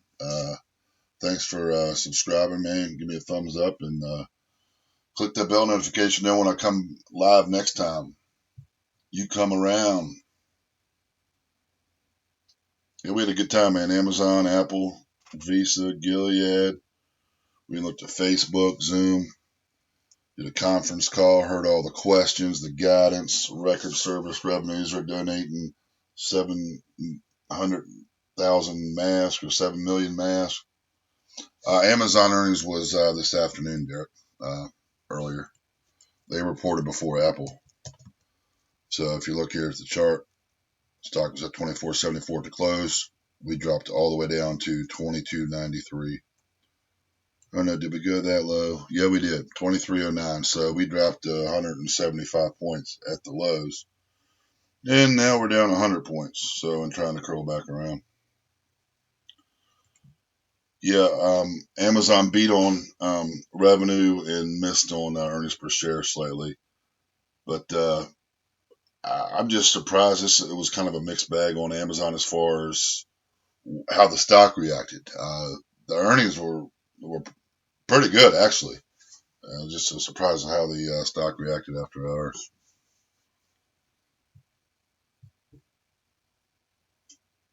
Look at a couple other ones. East, that's that liquor distilling company, I believe. All right. Cody. Amazon. So 2.4 million shares traded after hours on Amazon.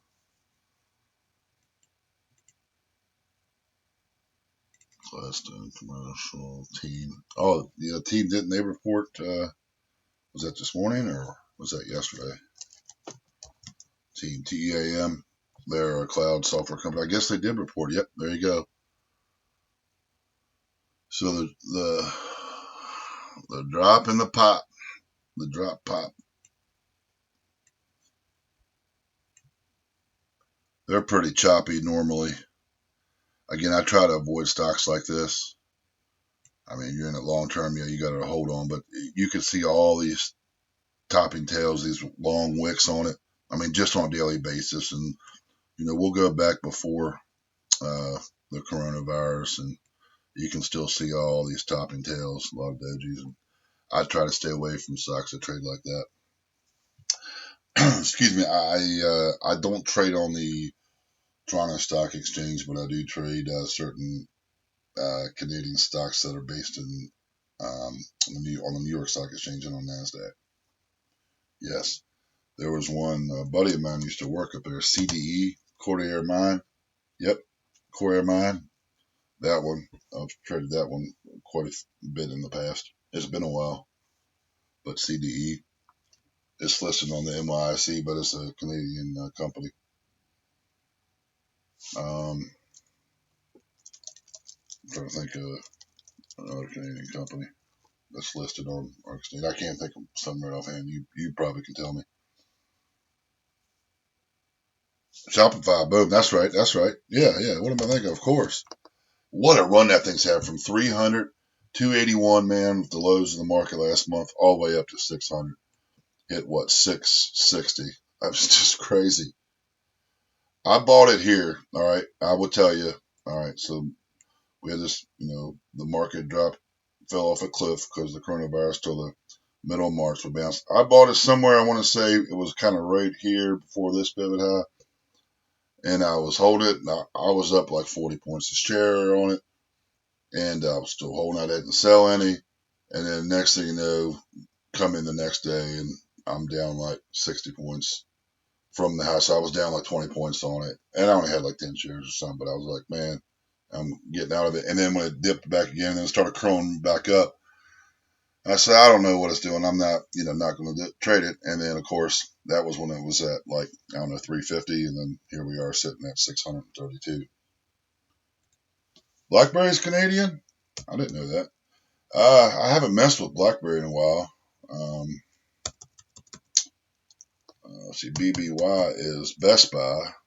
BBBY is Bed Bath & Beyond.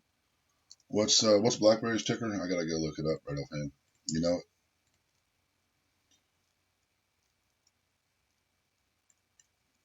What's their ticker on the U.S. exchange? BlackBerry. Oh, it is BB. Yeah, that's what I thought. I had some puts on that, and honestly, this was I want to say, I don't know, they might expire in March or February. I'd bought them like probably back in the mid to late summer. I think they were $3 puts or $4 puts. They were quite a ways out of the money. Stock was at $6-7. It was probably right after this drop here. Yep, right here. when the stock dropped from like 7, it dropped all the way to 5. Look for it to continue. Anyway, I didn't make anything on that one, but it's had a nice rebound here. I'm surprised they're still hanging around. I mean, do you invest? Are you invested with them? Do you have a lot of shares in the company? You know a lot about it. I mean, what's their like long-term progress? I mean, I didn't think they were still relevant much anymore. I mean, of course, their stock's only at 4, so that tells you something too. Excuse me.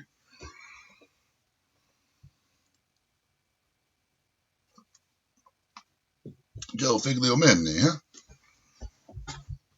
I like that last name. And now that you mentioned theirs, now it's down a few dollars after hours. Software security. What are you talking? Software security encryption regarding what? Oh, you're talking about, I'm sorry. Yeah. But what do they do? Okay. I've been like, I'm just going to look at their quick, like, okay, what's their market cap? 2.35 billion. Okay. I mean, not a small company necessarily. Volume. So usually 7 million shares. Today we only traded 2. Look at the institutional ownership and stuff. Cool, man. Yeah, I mean, I just taking a quick look at the numbers here real quick. I mean, I'm not like getting in or anything. I'm just taking a quick look. Float 539 million. Only 2% held by insiders. Yet 55% is held by institutions. I don't like that. Look. Look at that right there. Held by institutions, 55%. Held by insiders, only 2%. In other words, if only 2% of the insiders, that's, the higher ups in the company, if only 2% of the whole float is owned by them, well, see what 10% of 53 million. So, yes, that's still not a lot. But it's a significant amount. But the institutional ownership, you always like a stock with high institutional ownership. That means that they believe a lot in the company. You look at these some of these low float small cap stocks. They're great for trading, on an intraday basis or whatever. But there's hardly any institutional ownership. In other words, you trade them, you don't marry them. Well, that's cool, man. I haven't heard anybody invest in BlackBerry in a while, but good deal, man. Yeah, they couldn't keep up. Couldn't keep up with the iPhone, and then when Samsung started coming along with their Galaxies. But back in the day, when iPhone first came out, nobody had an iPhone. Even when they came out, they were hooked to those, the crackberries, we called them. And now it's the exact opposite. Everybody has an iPhone, and then it's Androids, and then Blackberries are like 1% of the market or something. But interesting, though. Good old Shopify. You know what? I really, let's get back to Shopify a minute. Let's look at the chart again. We're at all-time highs up here, right?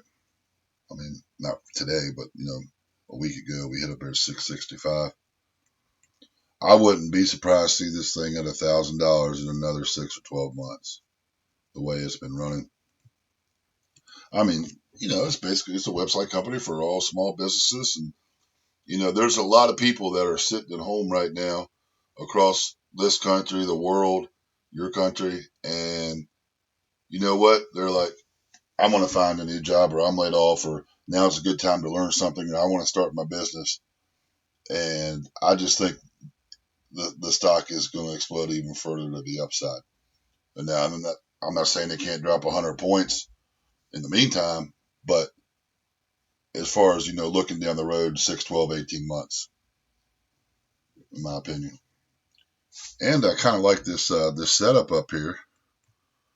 Good technical setup.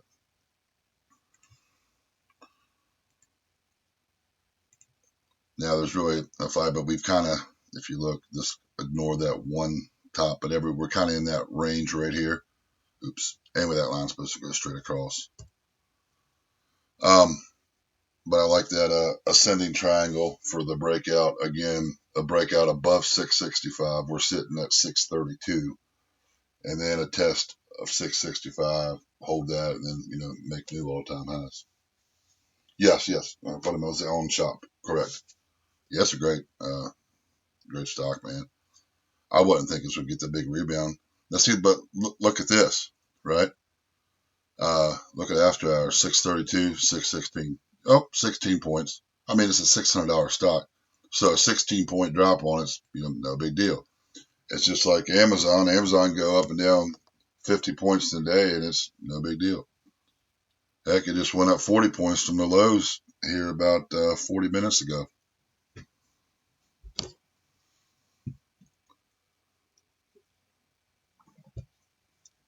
Let's look it up. We had we're looking at this one here. This is Party City. I'm thinking they're going to file bankruptcy at some point. Excuse me. But I'm in this. I saw this move. It's holding VWAP here, the yellow line. So right here around $74, $73. I grabbed some upside calls on it and bought the commons. I was looking for a technical breakout on this to over $1, at least $1.01 test, and we may get a pullback on it. This was the first test of that level since the gap down here last month. But this is a Party City. It's they sell balloons and party supplies, obviously, but since they IPO'd a while back, they haven't done nothing but go straight down. There's too much competition. And this is a technical breakup. But look at the volume. We got 53 million shares traded today, right? You know what we traded yesterday? Like what? About 17 million, 12 million. So about 4 times less, 3 times less. Anyways, thought I'd pull that one up. Oh, excuse me. I gotta get off here and take a break, man, and can't do this 24-hour live streams. We'll look at TNDM, man. I only got in at that at 84 after hours there. Oh, so tomorrow morning, and then we'll wrap it up here in a few minutes. Let's talk about earnings for tomorrow. These are the big ones reporting earnings tomorrow. Just to go through them real quick.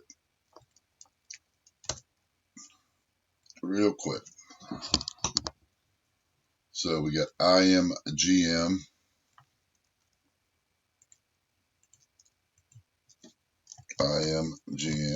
Immunogen.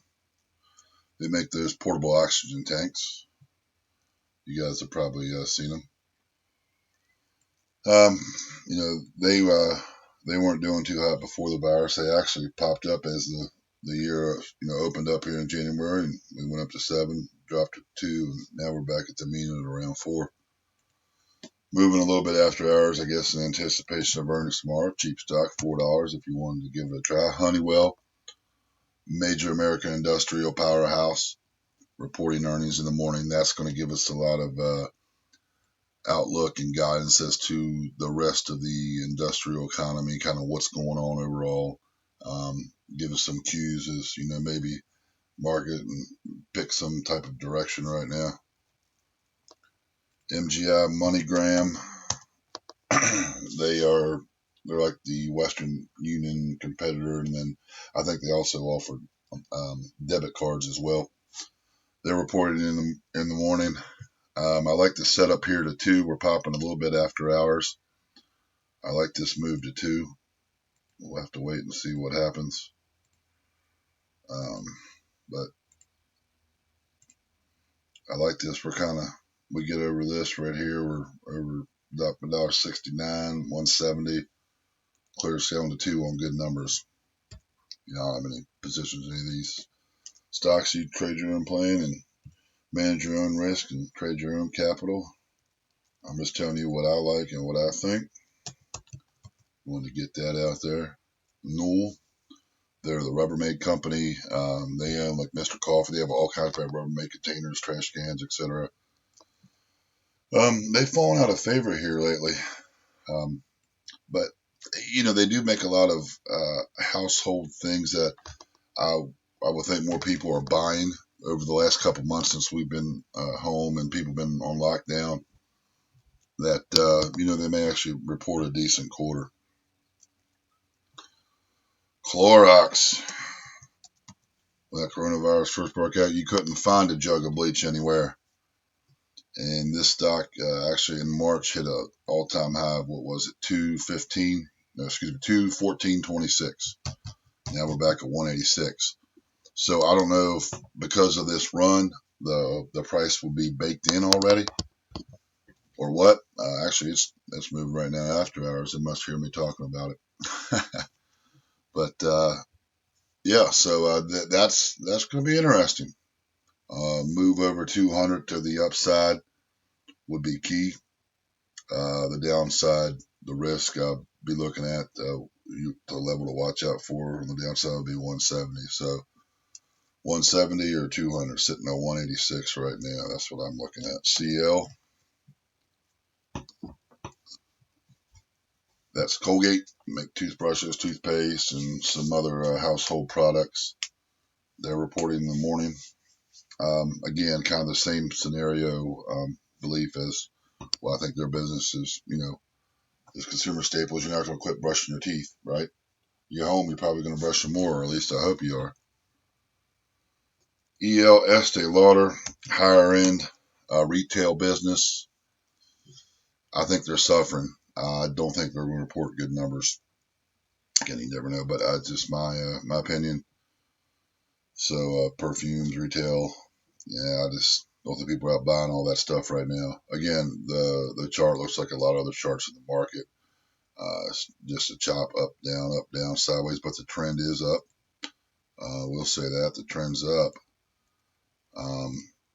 So, to the upside, be looking at 190. Downside, looking at 160. Stock sitting at 176 right now. Let's look at another one here. CHTR, Charter Communications, cable company, internet company, huge company. Higher price stock, $500. Stock, $495. So a little bit higher price. But again, you had your chance to dip by this thing at 350, 345, and just went up 150 points off the market lows. So, we're going to look back in like a year or 2 years from now, and yep, I remember trading through the coronavirus lows in March of 2020. They usually report a steady onslaught of earnings. Don't know, maybe I would think probably more people would be subscribing to cable internet services during this time. So that's Charter. And there's more companies reporting. These are the ones I'm watching for in the morning. The biggest ones, most popular ones. Nice run here in the CBOE, Chicago Board Options. 97, popped all the way up to 99.50. They're experiencing monster trading volumes. So I like this here for a move to 113. Not necessarily more, but on an upside continuation. A downside, I'd be looking at 90. Pay low today at 96.50. Let's see what else. I have a couple more. PSXP Phillips, the gas station company. Excuse me.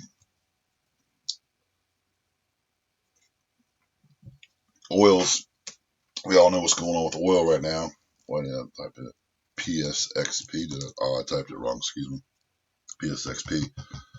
Oils had this rebound here. Again, more of a technical base and a supply demand issue. I don't know. I don't think they're going to report any good numbers, in my opinion. Another oil company reporting in the morning. One of the two major oil companies is Chevron. The other one's being Exxon. Of course, you got Shell and BP. Those are the top four.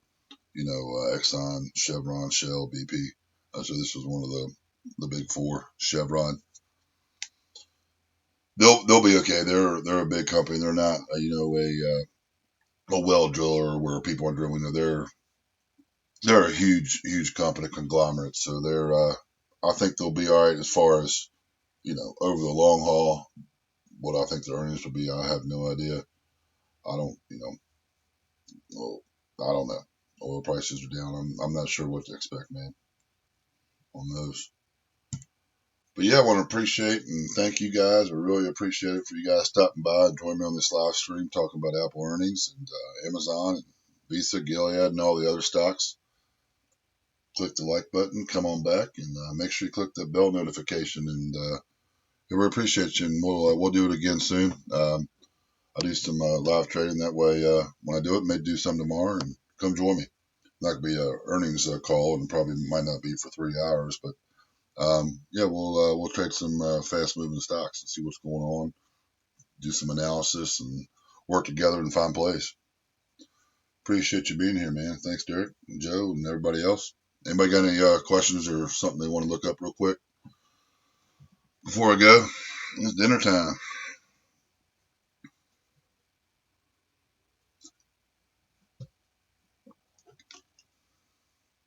No?